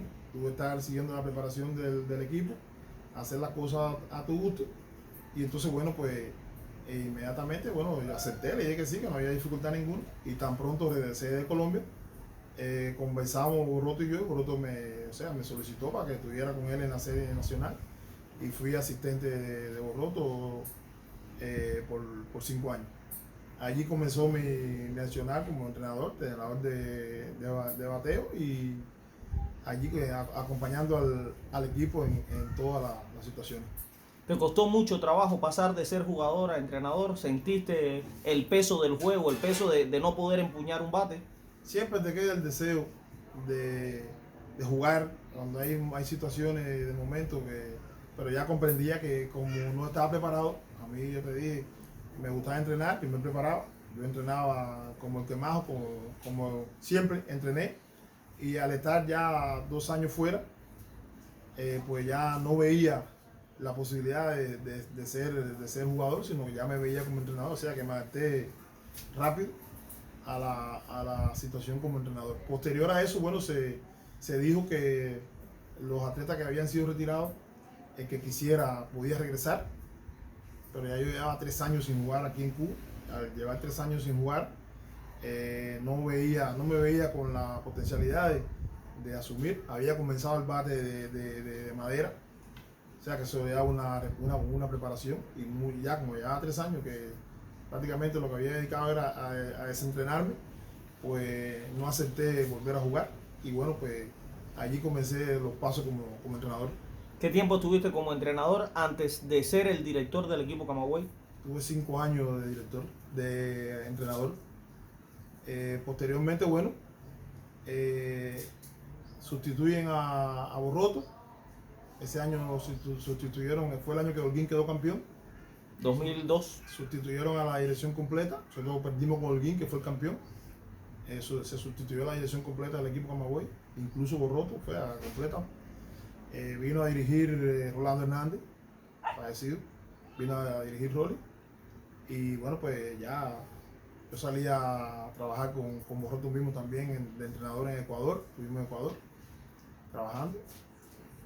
Posterior, en el año 2004-2005, designan a Borroto como manager. Hubo sus situaciones entre Borroto y la Dirección Nacional del Deporte, cosas que en definitiva nunca se dijeron cuál era, y se determinó que Borroto no era el manager. Y entonces, como yo había estado en la preparación, me llamaron, hablaron conmigo para que asumiera la dirección del equipo, y bueno, dirigí 2 series nacionales. Eso fue 2005, 2006. 2004, 2005, 2005, 2006.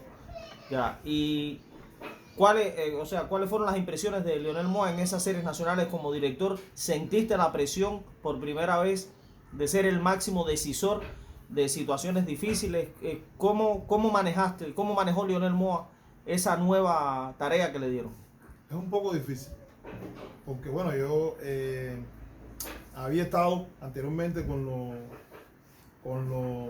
muchachos como entrenador, exigiendo desde luego mi responsabilidad como entrenador, que no siempre es fuerte, pero no llega a ser tan fuerte como el manager, que prácticamente tiene en su mano las decisiones de muchas cosas que impactan en el colectivo.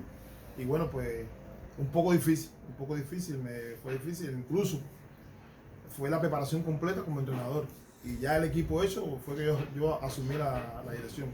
Más difícil todavía. Luego los peloteros no te ven todavía como el director que eres, porque eso es así. Pero bueno, resultado discreto, un equipo de bateadores muy bueno. Ese equipo tenía muy buena ofensiva, el picheo no tan profundo. Y bueno, pues no pudimos sacar los resultados que esperaba la afición camagüeyana. Pero sí te digo que tenía un equipo muy bueno, bateadores. Teníamos a Adalberto Ibarra. Ese equipo estaba Yukiel García, Marino Luis, Adalberto Ibarra, Leslie Anderson, Luis del Chapellí, Norberto Concepción, Alexander Ayala. O sea que tenía... La receptoría era Kenier Bello. La receptoría era Pavel Bernal y Lázaro Farri. De los Farri, que llegó tarde a la serie nacional porque estaba jugando en la Liga Azucarera y eso. Eran los receptores de esos 2 años. Lubén Valdés, un receptor de Esmeralda también. Y así eran el área de la receptoría. En el cuerpo lanzador estaba Billo Andri, Campillo, Eliel Sánchez comenzando, Vladimir Pérez, y los demás eran muchachos jóvenes. O sea que no, Socarrás también, ya para ese época estaba Socarrás, y eran los lanzadores que teníamos. O sea, no era un cuerpo lanzador tan profundo, y por eso ese equipo no pudo trascender, pero el bateo inmenso. Lionel Moa siempre se caracterizó por ser un jugador de mucha disciplina, así que también vimos a un Lionel Moa director imprimiendo disciplina a sus jugadores, y en esta medida, bueno, pues haciendo lo que principalmente debe hacer un director, que es tratar de disciplinar a jugadores que, como bien sabemos, son jugadores, muchos de ellos muy jóvenes, que es difícil aglutinar y hacer conciencia en ellos de lo importante que es mantener la disciplina. También desde el punto de vista como entrenador, has fungido como entrenador de bateo. Háblanos sobre este tema. Sí, también estuve como entrenador de bateo, conjuntamente con Montero. Trabajamos en la ofensiva, y bueno, los resultados fueron buenos resultados. Nosotros tuvimos unos bateadores con tremendo resultado. Bueno, finalmente desde el punto de vista administrativo, directivo, Lionel Moa llegó incluso a ser el comisionado provincial de béisbol. Recordamos perfectamente esa etapa, siempre acompañando al equipo de Camagüey, siempre acompañando al consejo de dirección, al equipo de dirección, y siempre vimos a un Lionel Moa sensibilizado con el béisbol camagüeyano en todos los sentidos. No siempre ha sido así, pero es la imagen que nos llevamos de Lionel Moa. También hemos visto a Leonel Moa que día tras día asiste junto a su esposa y muchas veces junto a su hija, que también estuvo en la pirámide deportiva, al estadio Cándido González a ver a su hijo, a Leonel Moa Jr., un pelotero en ascenso, un pelotero que ha pasado también por muchos momentos difíciles, también por muchos momentos de alegría. ¿Qué significa para Leonel Moa sentarse a ver a su hijo jugar? Cómo Leonel Moa visualiza la enseñanza que le da a su hijo. Me imagino que deba ser un poco difícil tratar de modificar algunas cosas en su hijo, pero ¿cómo se establece esta relación entre Leonel Moa padre, Leonel Moa hijo, y la interacción con el público siempre tan difícil? Bueno, te cuento que yo estuve en Venezuela desde 2012 hasta el 2014. Al regresar de Venezuela, bueno, pues me llamaron de mi disposición para ser el comisionado provincial de béisbol. O sea, yo me senté con las autoridades del INDER y bueno, hablamos muchas cosas que eran necesarias para tratar de sacar el béisbol adelante, y comencé a fungir como comisionado a partir del 2015. A partir del 2015, bueno, pues me incorporo. Ya cuando yo llego como comisionado, mi hija era la psicóloga del equipo Camagüey. O sea, que no la puso Leonel Moa, para algunas personas que están pensando por ahí que la puse yo. No fue así. Y mi hijo también ya había integrado el equipo Camagüey por primera vez a la Serie Nacional. O sea que llego en esas condiciones, ya estaba, Enedi era la psicóloga del béisbol y Leonel, bueno, pues ya había integrado el equipo. Es un tanto difícil para mí desde el punto de vista administrativo. Ya yo había sido director de la academia, pero no es lo mismo dirigir la academia provincial, donde pasas a dirigir el béisbol de la provincia. O sea, tiene que estar las áreas deportivas, los municipios, la academia, la EIDE, el béisbol femenino, o sea, que tiene que ver con todo lo que está relacionado con el béisbol. Para mí fue una etapa bien bonita, porque creo que trabajé, creo que di todo mi mayor esfuerzo por que el béisbol saliera adelante, pero bueno, esos son puestos que te ponen y te quitan, y en definitiva eso no son, ni son por elección, te ponen y te quitan, y así sucedió conmigo. O sea que a mí como mismo me pusieron a los 3 años, sin una razón, pienso yo, bueno, pues me sustituyeron y ya, así pues terminé como comisionado, y inmediatamente continué trabajando con la Comisión Nacional como comisario técnico hasta la serie 60 que tuve de comisario técnico. Para mí, importante, ¿no? Mi interacción con Leonel, siempre en las categorías inferiores, hasta el 15-16 yo entrenaba con él. Siempre seguimiento bien de cerca de la EIDE, hasta que partía hacia Venezuela. Ya cuando partía a Venezuela tuve 2 años desvinculado totalmente y regreso, bueno, como comisionado. Ya como comisionado en la Serie Nacional, que él logró incluirse en el juego Todo Estrella, ese año yo ayudé bastante con él ahí, o sea, trabajaba con él desde el punto de vista de la motivación con él, a pesar de que su hermana psicóloga lo ayudaba. Bueno, pues él era mi compañero de cuarto, y bueno, pienso yo que eso lo ayudó bastante porque estuvo muy bien ese año en la Serie Nacional.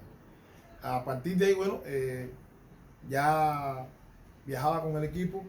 El seguimiento no es el mismo porque también eran otras tareas también que tenía que cumplir, y bueno, pues estaba allí siempre tratando de, cada vez que tiene oportunidad, bueno, pues dar mis sugerencias y mis cosas en relación a él para que siguiera creciendo como pelotero, que es una cosa bien difícil porque llegó muy joven, pero con muy poco juego de ese nivel, y bueno, poco a poco quizá ha ido mejorando, quizá vaya madurando. Ya el año pasado estuvo bastante bien, logró, pues, bueno, pues producir un poco más de trabajo, impulsar más carreras, que es importante porque eso en definitiva es lo que te gana los juegos de pelota. Y bueno, y allí estamos. El año pasado también en la 60, pues en mis ratos libres que no tenía trabajo como comisario, bueno, pues trabajaba con él. Estuvo parado por la pandemia, bueno, también lo apoyé bastante, y este año pues hemos hecho el mismo trabajo, o sea, hemos estado aprovechando las mañanas, en dependencia de las restricciones de movimiento. Bueno, pues hemos estado trabajando también allí, nos mantenemos haciendo algo. Te hemos visto trabajando con él, a pesar de no ser oficialmente integrante del cuerpo de dirección, te hemos visto trabajando con él como su entrenador personal. ¿Sientes que esto ha rendido frutos? ¿Te sientes útil? ¿Te sientes satisfecho con el trabajo que haces con tu hijo en este sentido? Sí, me siento bien porque vi el resultado. O sea, independientemente de que los entrenadores del cuerpo de dirección que tuvieron en la serie nacional tuvieron sus aportes y su trabajo, ¿no? Pero muchos consejos y muchas acciones que realizamos las puse en práctica. La puse en práctica y no es un mérito mío ni me estoy dando el mérito, ¿no? Sino que ayudado también por el trabajo que hicieron los entrenadores y más las cosas que trabajamos, pues bueno, veo que mejoró muchísimo y de lo cual estaba muy feliz de la mejoría que tuve el año pasado. Sí, claro. Yo creo que la afición camagüeyana no lo pudo disfrutar plenamente porque no pudo abarrotar las gradas del Cándido González, por lo que ya sabemos, no vamos a hacer leña del árbol caído con el tema de la COVID, pero bueno, todas las transmisiones radiales y algunas por televisión, que fueron bastantes, pudieron mostrar a un Lionel Moa Jr. muy enfocado. Siempre lo hemos visto como, digamos que, otra parte de ti, porque lo vemos con la misma disciplina táctica, con la misma disciplina en el terreno, con la misma caballerosidad. Y bueno, pues quiero decirte que el pueblo camagüeyano está muy contento con Lionel Moa, que queríamos verlo explotar ya como lo vimos en la serie pasada. Para la 61 serie nacional, se me ha estado comunicando, se me ha estado hablando de que hay intenciones, o por lo menos se estuvo hablando con fuerza, de que Lionel Moa, padre, la figura que estamos entrevistando, integrara el cuerpo de dirección del equipo Camagüey. ¿Se te ha dicho algo sobre esto? ¿Se te ha hablado? ¿Es algo oficial? Sí, hasta ahora es oficial que voy a estar en la preparación del equipo que va a representar a Camagüey en la 61 serie. Y bueno, ya habíamos estado trabajando sobre el plan de entrenamiento y algunas cosas organizativas, pero se paró nuevamente por el proceso de la pandemia, pues, y ahí estamos en espera que se oriente y comenzar la preparación del equipo. ¿Qué función tendrías tú ahí en el equipo? Entrenador de bateo y general de todas las cosas que puedan ayudar. Muy bien. Bueno, pues con esta pregunta prácticamente estamos culminando esta larga entrevista, que pudiera haber sido mucho más larga porque Lionel Moa es un magnífico comunicador, una persona con la que uno puede llenarse de anécdotas. Estoy seguro que muchas muy buenas anécdotas se han quedado fuera de este marco, pero antes de esto queríamos hacerle una última pregunta a Lionel Moa. Si Lionel Moa pudiera tener la oportunidad de volver a jugar, ¿qué momento le gustaría revivir en ese Cándido González? Una jugada de doble play, un batazo que decidiera un juego, 4 jonrones en un solo partido. ¿Con qué momento se quedaría Lionel Moa para revivir este momento? No, indiscutiblemente los 4 jonrones en un partido, esa es la anécdota y la cosa que más me gustaría a Lionel Moa revivir. Porque fue una situación muy fantástica, decimos nosotros en el caso del béisbol, porque es un hecho que se dio por primera vez en serie nacional. Eso le gustaría, bueno, revivirla a cualquiera, pero nada, de forma general, si pasara, me gustaría volver a jugar en Cándido González, abarrotado como se pone en Cándido González, en una serie Industriales Camagüey. Eso le gusta siempre a todos los peloteros. Industriales Camagüey, que muchos de estos enfrentamientos Industriales Camagüey y Ciudadana Camagüey fueron televisados gracias a la amabilidad de Fernando Rodríguez Álvarez. Tenemos también imágenes inéditas que prácticamente uno ya no recordaba y que han estado saliendo a la luz. Un youtuber que se encarga precisamente de darle seguimiento, o por lo menos volver a recordar aquellos momentos donde Fernando ha reconocido que ha sido Lionel Moa uno de los jugadores, de sus ídolos de la juventud, y hemos estado últimamente viendo estas jugadas, jonrones kilométricos y momentos inolvidables. Como también inolvidable debe haber sido para Lionel Moa ese difícil momento del adiós cuando recibió el retiro oficial en el estadio Cándido González. Un momento para finalizar esta entrevista.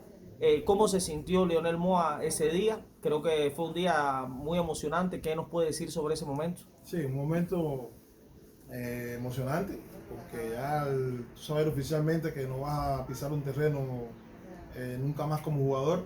Eso siempre, lógicamente, bueno, pues trae tristeza. Ese día yo lo recuerdo triste. Nos retiramos, Sergio Quesada y yo juntos el mismo día, en un partido con Ciudad Ávila. ¿En qué año? En el año 97.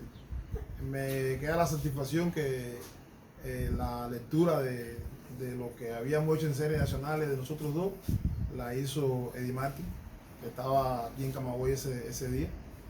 Esas grabaciones las guardamos, no sabemos si todavía funcionan en VH, las guardamos celosamente en un cassette por ahí a ver si alguien nos puede ayudar a la nueva tecnología. Un momento muy triste, como te dije, porque bueno, ya sabía que nunca más iba a volver a jugar, y eso siempre queda en el recuerdo siempre de uno como atleta.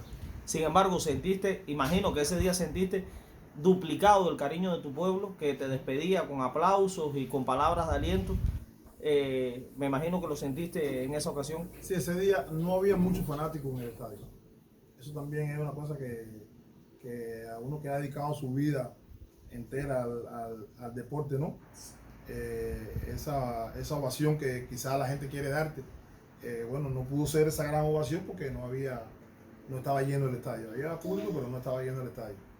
Pero bueno, a retirarme con Quesada, una figura importante de la provincia de Camagüeyana y de la pelota cubana, también eso disipó un poco la tristeza que sentía al dejar de jugar como pelotero activo.